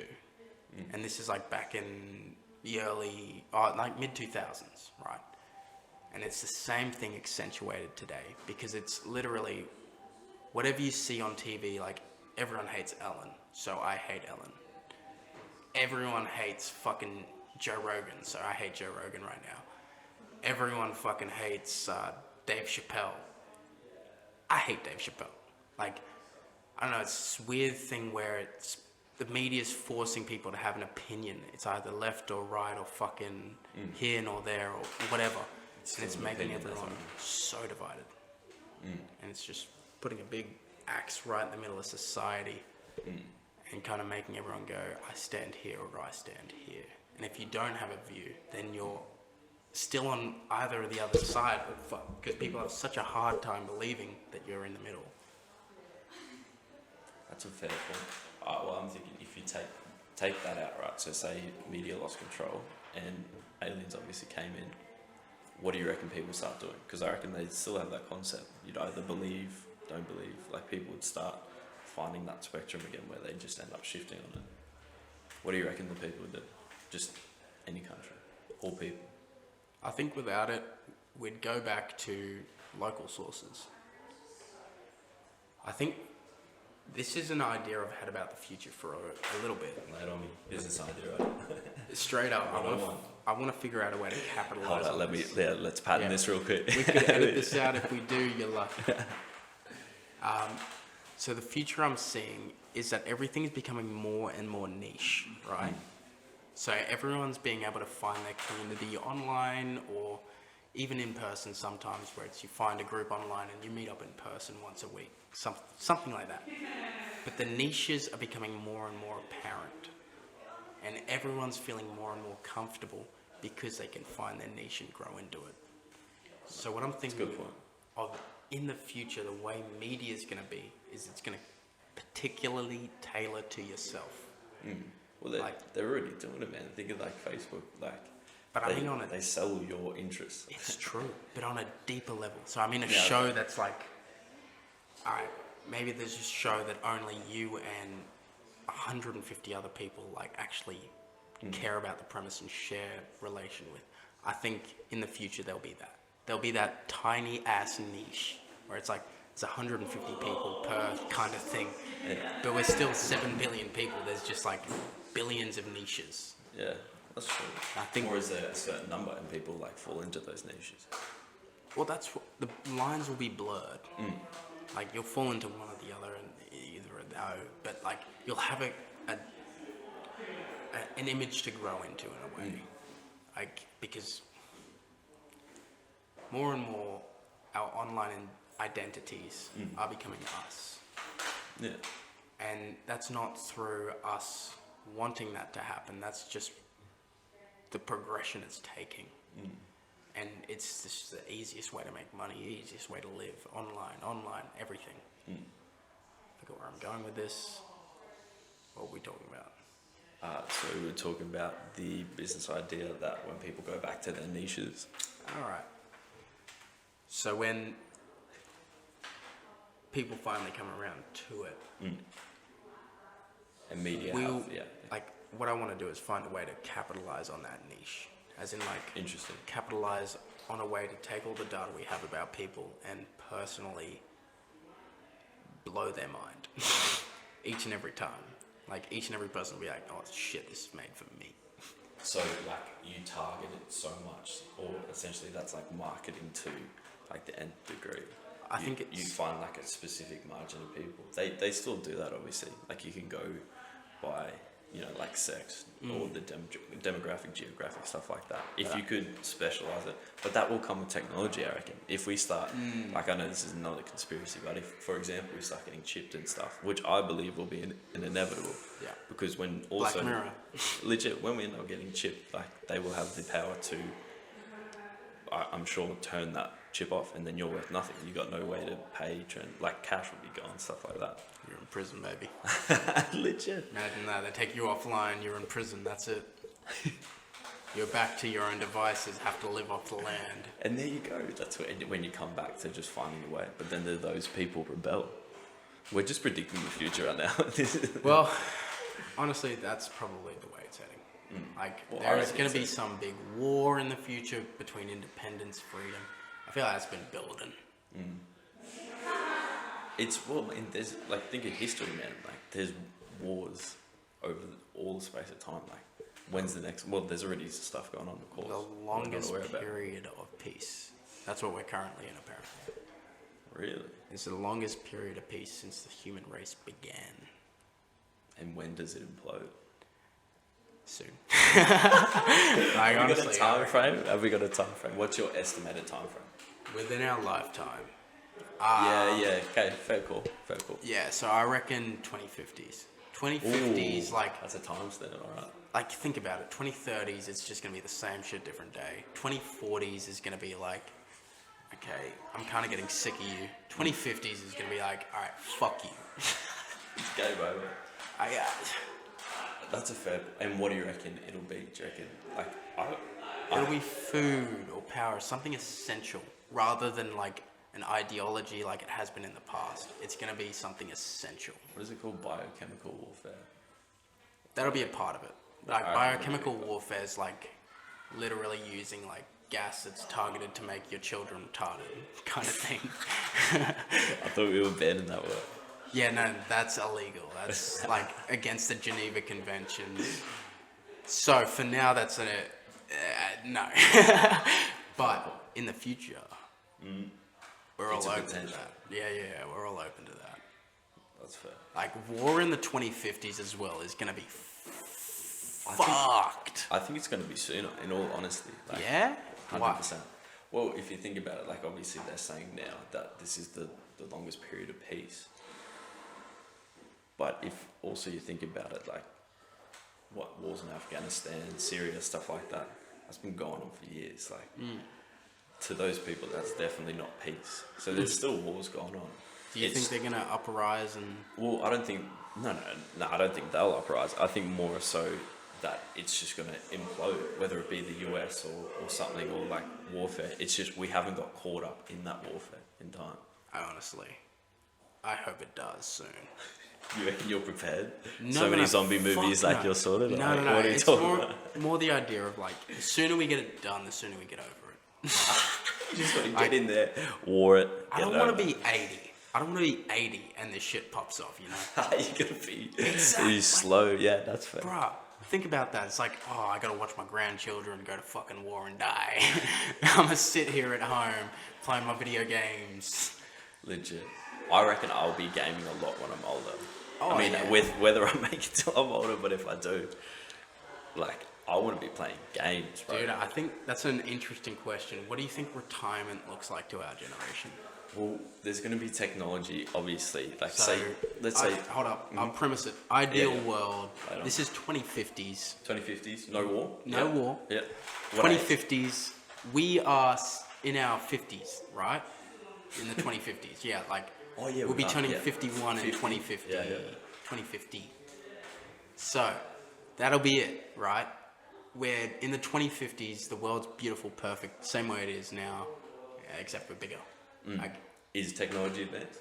technology is advanced. Okay. What do you see retirement like for our generation? Well, I think I see, well, it could be changed whether we adapt to the technology, but the technology is what obviously we're going to follow.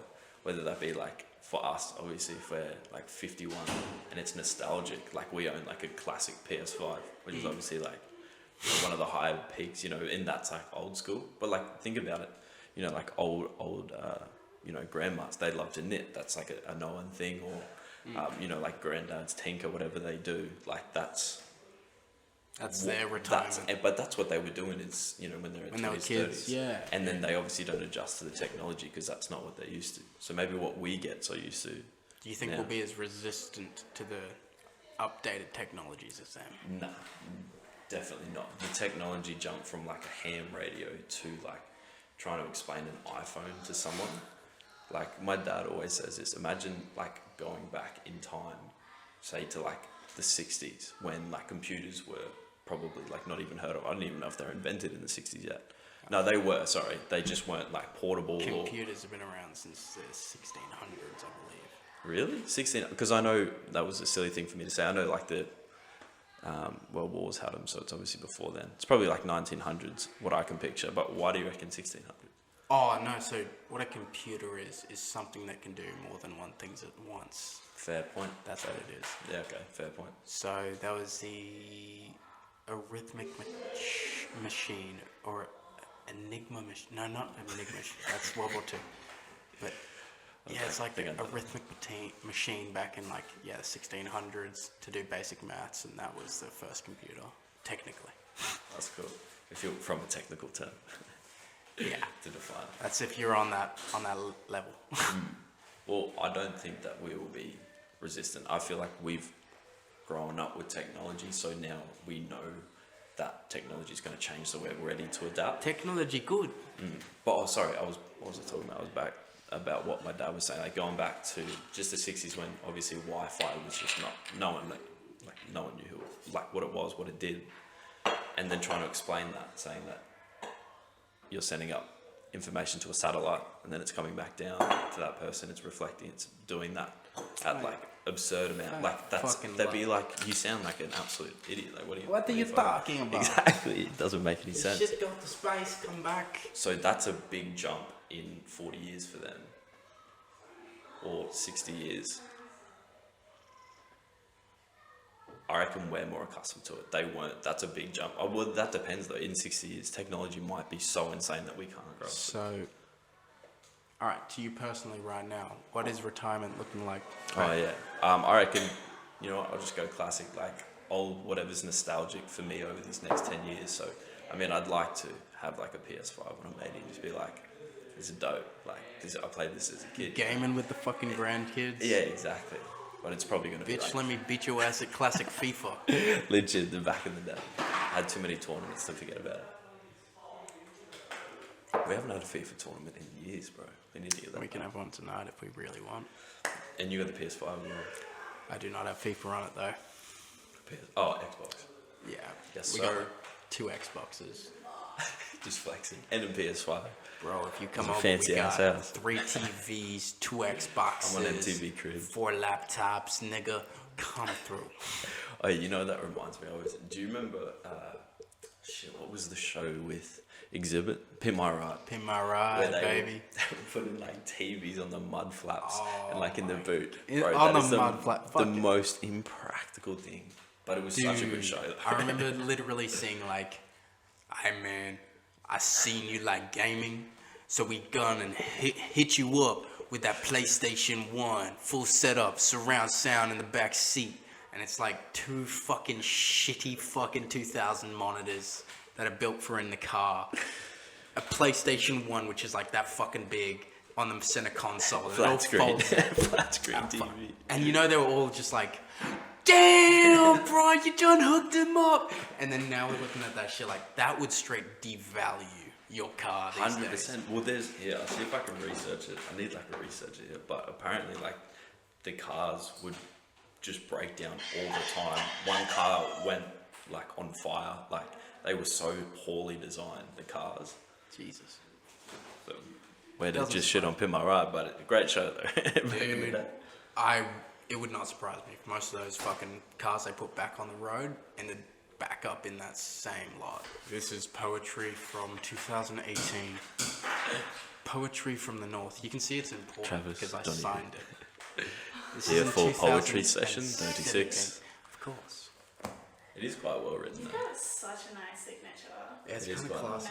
It is very classy. All When I right, get famous, it's gonna look nice. y'all ready for this? Yeah, let's go. Later on. I'm gonna go full film voice. You ready? Travis Donoghue.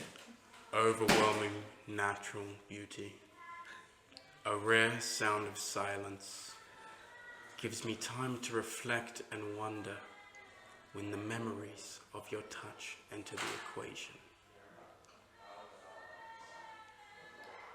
This is...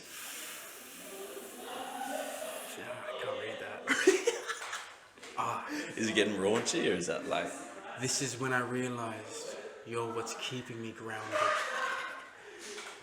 Like fireflies, bird, I'll try and fly without your heavy weight of your memory on your back. I remember I thought you were once in my possession. I felt comfort and security. Now those thoughts are so foreign. I'm lost without you. I'm lost with you. We won't touch for months. However, your memory is constantly by my side. In time I'll be with you, but for now I'm exactly where I need to be. And I will not forget that. I cannot wait to feel you once more and act like life is now as it once was, even though nothing will be the same. So I forge on forward in pain. Please tell me you wrote that. Yeah. My God, man, you got a book of it. It reminded me Book of poetry one right of here. the people in Bridgerton speak. Oh, really? That still was need the to see accent that I was show. going. Thank you so much, Maddie, for picking up on that. So I you really write, tried. you write one a day? Old-time No, speak. fuck no. Oh. I wrote in that every single day I was in Mauritius. Hectic. This one's my songbook. This is dope, man. It was actually like cool shit. I was really into it. No, I went in hard. It's just a voice, maybe.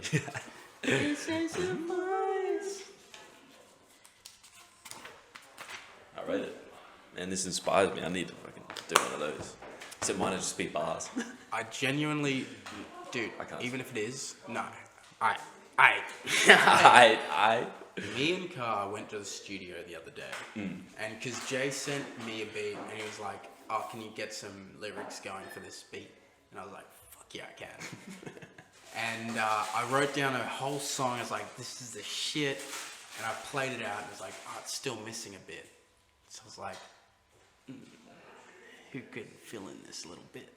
So I went over to Carr, and I was like, "Man, can you write a verse for me? Jump on this track?" And he's like, "Fuck yeah." My man. So he came through 2 days later. We're in the booth recording all this shit. Goes down perfectly. We send the tracks into Jay. That song is coming out sometime in the next couple of weeks. Fuck yeah, I'm keen for that. But it's that easy. That's what I'm saying. It's like, man, if you start writing every single day, and if they're bars, even fucking better. Because motherfucker, you just got the shit to sit on. And you just spit some poetry, bars, writing, whatever. But it's your thoughts. See, man, that is actually crazy. Like, I swear down, I've been actually thinking about it. Like, I do occasionally write in my phone, like bars. Probably shouldn't. I probably should do poetry. I reckon that's much smarter I do option. most of my writing on my phone. But it's like, I obviously don't, like, I know I'm not any good, but it's a good skill to have as well. Because you, like, block out the words, like the blocker words, or It's whatever the they call them, filler words, sorry. Best outlet. Yeah, The I reckon that's a best great idea. outlet. Because obviously you write and then you read what you do. I like that. Dude, being like impacted This is by some your inspirational own stuff. words is like I probably love the most impactful shit. Yeah, I read that. And you filled out that whole book, close to that whole book. No, that's nowhere near filled out. Like I stopped writing in that one. I thought you were and going to moved say I on. got like 10 more in the bank. I actually have like Yes, at least there we go. 3 more. But this one was like when I went to Mauritius for my tattoo and I got sent overseas. I wrote every single day, and that's like an entry in the book. That's why I haven't written in it since. That poem as well. It's like written while I was in Mauritius. This whole book That's is from that single trip, and There you that's go. why I haven't filled it out. And that's a good memory. You're literally holding like a physical memory. Like What's- a tangible. What's great tangible about it memory. is because the year after I got back, the year that I was in like memory of going back, I read every single day one entry, and I just remembered exactly where the fuck I was mentally, and I was like, fuck, I can't believe that was a problem. I can't believe I actually thought about that more than I needed to, because it didn't mean shit. It still doesn't mean shit.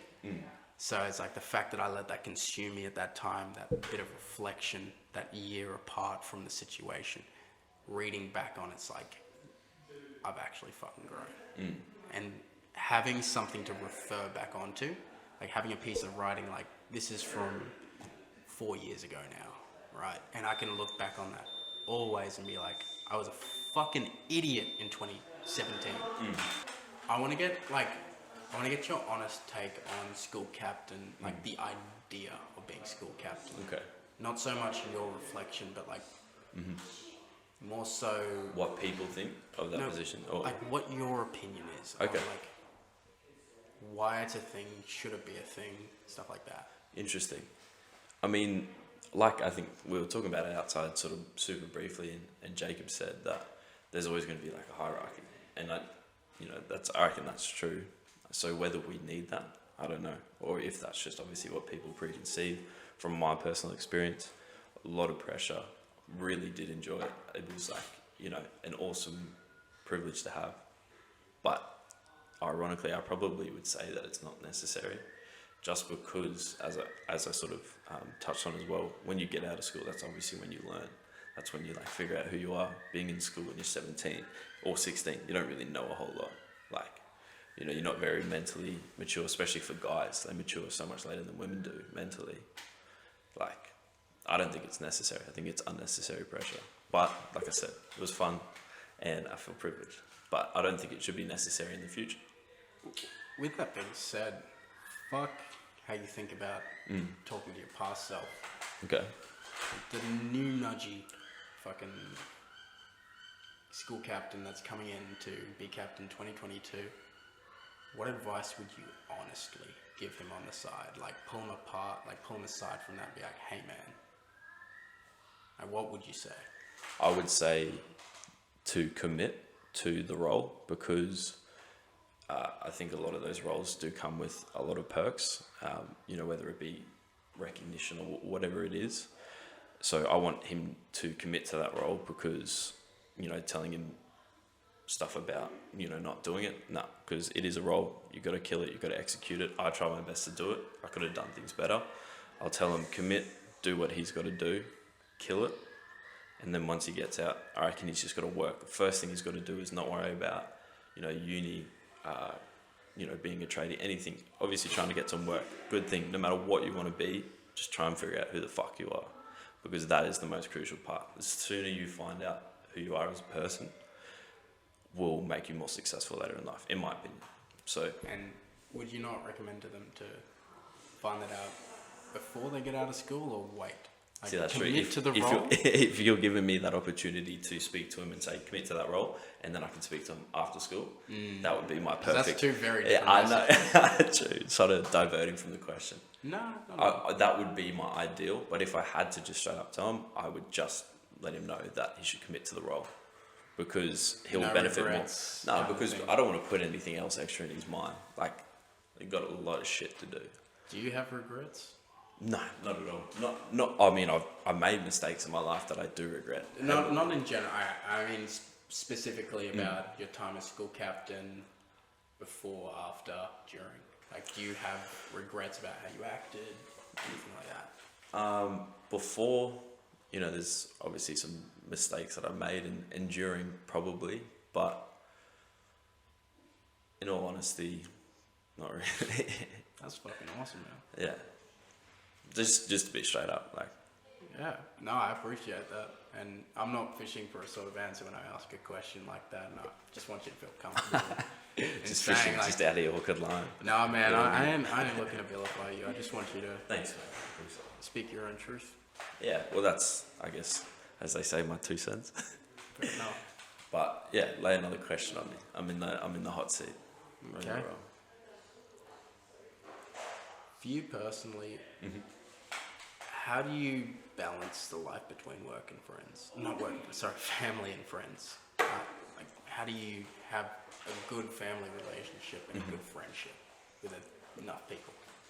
True. I'm very, very fucking lucky to have great parents, like very supportive. I think after school spent a lot of time away from them, whether it be at uni and obviously just trying to enjoy myself, being silly fresh out of school, I did fall apart from 'em a little bit, and then I've tried very hard to develop it now, and I think in that period I devoted a lot of time just to the social component, like seeing people, and like there was absolutely no balance, because at the end of the day, family is family. Like it's literally like your blood, your DNA. Like you're not inclined, but I think biologically you're just going to be there for them and try and support them.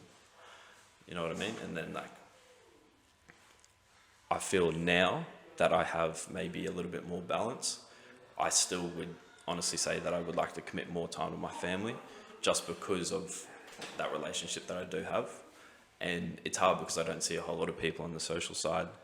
But you guys have noticed, like I've realized like people that have always been there for me. And You've been making a hell of a lot more of an effort lately, and I really like to And- affirm that and appreciate that. no, 100%. And but it shouldn't be like that. And we've had this conversation previously, like back at your house when we were playing Forza. Like, literally just you guys are the homies. Like, and I will say that to anyone, defend you guys, do anything for you, because you've done the exact same for me. And I spent a bit of time not realizing that. So, and that's the thing. Going on the social side, there's so many people that I would hang out, like so many different groups.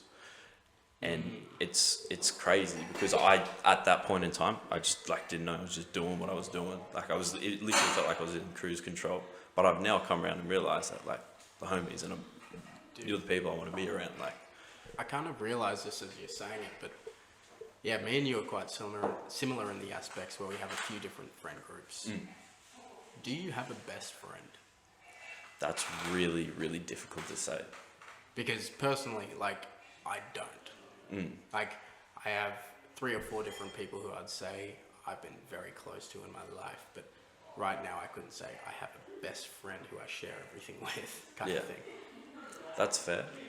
So if you want to define a best friend as like you share everything with, I can't say that I have that relationship with anyone, because everyone obviously has their own battles. But if we wanted to put it down to just purely being like close to someone because of the pure amount of time that I spent, and I reckon Jacob would be my best friend, hands down. No, and that's so important to be able to have that person kind of in your life who you can look back at and But like they've got me. 100%, and it's like, and that's the thing. Like we'll always have each other's back, always have. Like that's never changed. And yeah, that's crazy. Actually, when you actually start to like think about it and talk about it, because it's true. Like Jacob's my fucking homie. Do anything for him. We've been through a lot together as well. Like he experienced a lot of shit. You know, I've experienced just like mental stuff, but we understand each other. Like, so I think that's like the best friend side. But I can't say, and Jacob will agree with me if he's here, like we don't just like tell each other everything. And if that's what defined as a best friend, you know what I mean? Like I think in our terms, that's why we're best friends. That makes sense. But do you have, that like sort of leads me to asking, is your like definition of best friend is like someone you tell everything to? Is that like? To me, it's like All right, I'll rephrase it. Who would be your closest friend then? closest friend in proximity would be Tom, like, without a doubt. But that's the thing. It's like I've got such good friends like Car, like Oh, hands down, and that's the thing. Fucking love everyone. That's like, see, this is that's me being honest, but I treat them the exact same. Like I love you, Car, Swinner, and that's always been the same. You know what I mean? And this is my problem. Is I never know who to kind of not side with, but Yeah. who to stand for. Okay. Because like we're all such close friends. Like me, Car, Tom, like especially as a trio. Like I would say Car and Tom are best friends. Yeah. Whereas me and Car can be described as best friends, and me and Tom can be described as best friends. So it's like a weird trio where like it's just love. Yeah. We all take care of each other, but That's fine. Then you got 2 best still friends. can't narrow it down. Yeah. Okay. If you had to like individually, that's a fair point. I think that's a hard question for a lot of people though, if you think about it. I think it's a good like It's a good pull thing to- yourself up on. Yeah, kind of like moment. dive into it. That's so Like, true. who is your best friend really? And ask yourself that. That's a fair point. and reach out to that person. Send them a message as soon as you see this. Hey, shout Let them out. know that you love. Fan and Nudie. Next question. Lay it on me, sir. What do you see the importance of single-sex schools being in the future? Like, do you think it's a thing of the past? Do you think it's something that's always going to be prevalent? I think, I mean, if we want to refer it back to, as we sort of briefly mentioned, Catholic Church will have a sway in it. And I think that's why, I guess there are schools that are non-Catholic that are It's all boys. mostly That's true. like Catholic ones that are like, no, Bris- you're the boys, you're girls. Brisbane Boys Grammar is non-religious. And that's one of the rare. Like, everyone has a grammar, but That's it's true. usually Anglican grammar. Yeah. Usually. And that's the thing, like, it'll always be around. You know what I mean? Like, obviously, like you said, it's a rare case, but it's still around outside of that. So it'll obviously maybe still be around if that's the that's the conception everyone has. I personally think that it should be co-ed just because a male and a female need to learn to communicate. Anthony, we've said the same thing, but yeah, keep Oh, going. okay, there we go. Well, it's just pure fact. Like, we're in a world that's changing. Yeah. Like, women have more rights and everything. They deserve it 100%. And, they have been sort of put down over time. Same as like LGBTQ. Yep, that's close enough. My apologies, almost got it.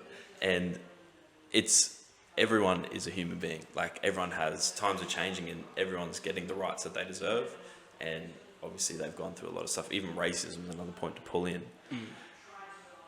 People now need to communicate with males and females. If you're going to separate kids, sexes or gender, It starts by the with books. kids, though. Yeah, it's. That indoctrination. But I would like to see the studies, though. It'd be interesting to see whether there's better results from single sex. Dude, Like, from it's hard to.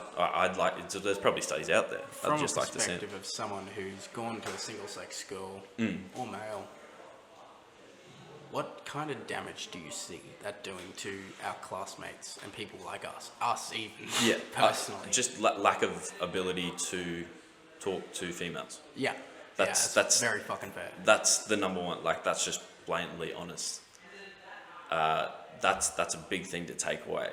But if it means that they're more, I'm just like shooting out loud here, saying that their reasoning behind single sex is they're more productive and they achieve better results. Do you believe that?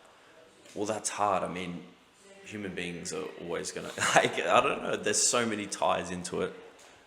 There's something about like. See, I keep contradicting, man. I'm on the fence. I'm like a Yeah, seesaw. I'm yeah, leaning, yeah. No, I know what you mean, because there's like a little bit of that.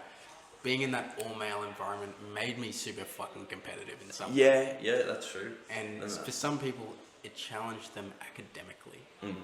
For some people, it challenged them sportingly. For others, it challenged them socially. Like, I think there are benefits to having single-sex schooling, but I feel like those benefits are heavily outweighed by the shortcomings. 100%. That's a fair point. And if you look at end goal as well. What is the goal of actually, going to school? What is that? Well, it's obviously education, is to learn. Is it though? Or is it to have a correct, normal human being? Like, what's the fucking idea? Or is it because you need to get trained, your body needs to be trained to working typically for a full-time job? That's a small part of school. Like, a lot of the part of schooling is conditioning you to be a part of the corporate world. And that's what university is. It's that transitions between being an individual to becoming a part of that corporate world, generally. And some people find that healthy medium. What was that? Bro, I swear I saw something shoot across. Anyway, my apologies, keep going. It's probably like a... It's the aliens, bro. It's them aliens. Oh, sorry to divert off again, but I just want to lay it on you. I forgot the name of it. Did you know there's an Area 51 in Australia? I did not. This is dope. What's it called? You ready? So it's in Alice Springs in the Northern Territory, and it's run by the US, I'm pretty sure. It might be CIA. They do have a lot of, US, CIA, same thing. They do have a lot of land in Australia. Called Pine Gap. There we go. Where is it? Alice Springs. Alice Springs. So Pine Gap is the commonly used name for a US satellite surveillance base and Australian Earth Station, approximately 18 kilometres southwest of the town Alice Springs, Okay. Northern Territory. Gang, you heard this first. We're going on a trip to Alice Springs in the next coming months. It's more heavily guarded than Area 51. They got, Why? and this is another fun fact, this is also true, can verify it if you need. The first, and this is, damn, I like conspiracies, man, they get you talking, eh? So the first 2 minutes of the moon landing, NASA have said that they've lost the transcripts, they just can't find them. That they've just evaporated or they quote unquote lost them. That's bullshit. If you go back as well, and all the radio communication people that were back for NASA, that were receiving obviously all the calls and the talking, in that 2 minute period, all of them stated that he said that he saw something and that people were watching him, or he saw something watching him. Jeez. Swear down. Christ. And it's lost. And people remember him coming back and being like scared straight. He's even mentioned it that he did say it, but he reckons, it was just the reflective. But like he knew what he saw. He wasn't tripping out or anything. And they cut that 2 minutes. And my theory is that they already had one staged, in case they didn't make it, they had to stage it because it was like such a milestone, they couldn't fail. They had to So beat the Russians. they had a plan B, so they hit the plan B, they ended up coming back from the moon. And I reckon whether it was something out there or he saw something, those transcripts are lost. No one can find them, and that's physical state. And those first 2 minutes referring back went to this Pine Gap satellite base. So they have the information. Ouch. And that would be sick to find out, bro. I reckon that's the premise of a movie. People break in and they find out the truth. They full plan this break in El Chapo style, bro. Dig under these motherfuckers. That's a plot movie. That is a fucking movie right there. But yeah, that's all true fact though. I can verify if you need. How crazy is that? That's fucked up. Yeah. But the thing that really drove me crazy, and I would love to see it when you show me, is that the CIA documents. Is that and I believe you. I just I'm trying to wrap my head. Yeah. If that's legit, that's if you go to the CIA crazy. website and you go to the Freedom of Information Act, you can key search anything. So you type in any word and it pulls you up all the relevant documents. If you search up aliens, it's the fourth or fifth thing that comes up. It's a full transcript of them landing on Mars and being hey, there's fucking things here. What the fuck? Yeah. Yeah. That's crazy. Dude, I really fucking want to see that. Man. That's another movie. We'll delve Imagine if that ends up being a bio movie. Where they do real life stories. Yeah. That would be dope. And they recreate the Martians. Or whatever they call them. Mars people. All right, man. Thank you so much for coming on. That's all right, brother. I appreciate you having me. We'll have another conversation, for sure. If you would like to have me back, I'd love to be back, sir. You've been a great guest, and I'd like to thank you just for taking the time, getting through everything, and coming through the questions with me. It's been an absolute pleasure. Likewise, my brother. Thank you for having me. Much love. Much love. And with that, 4 Eyes, we're out for the night.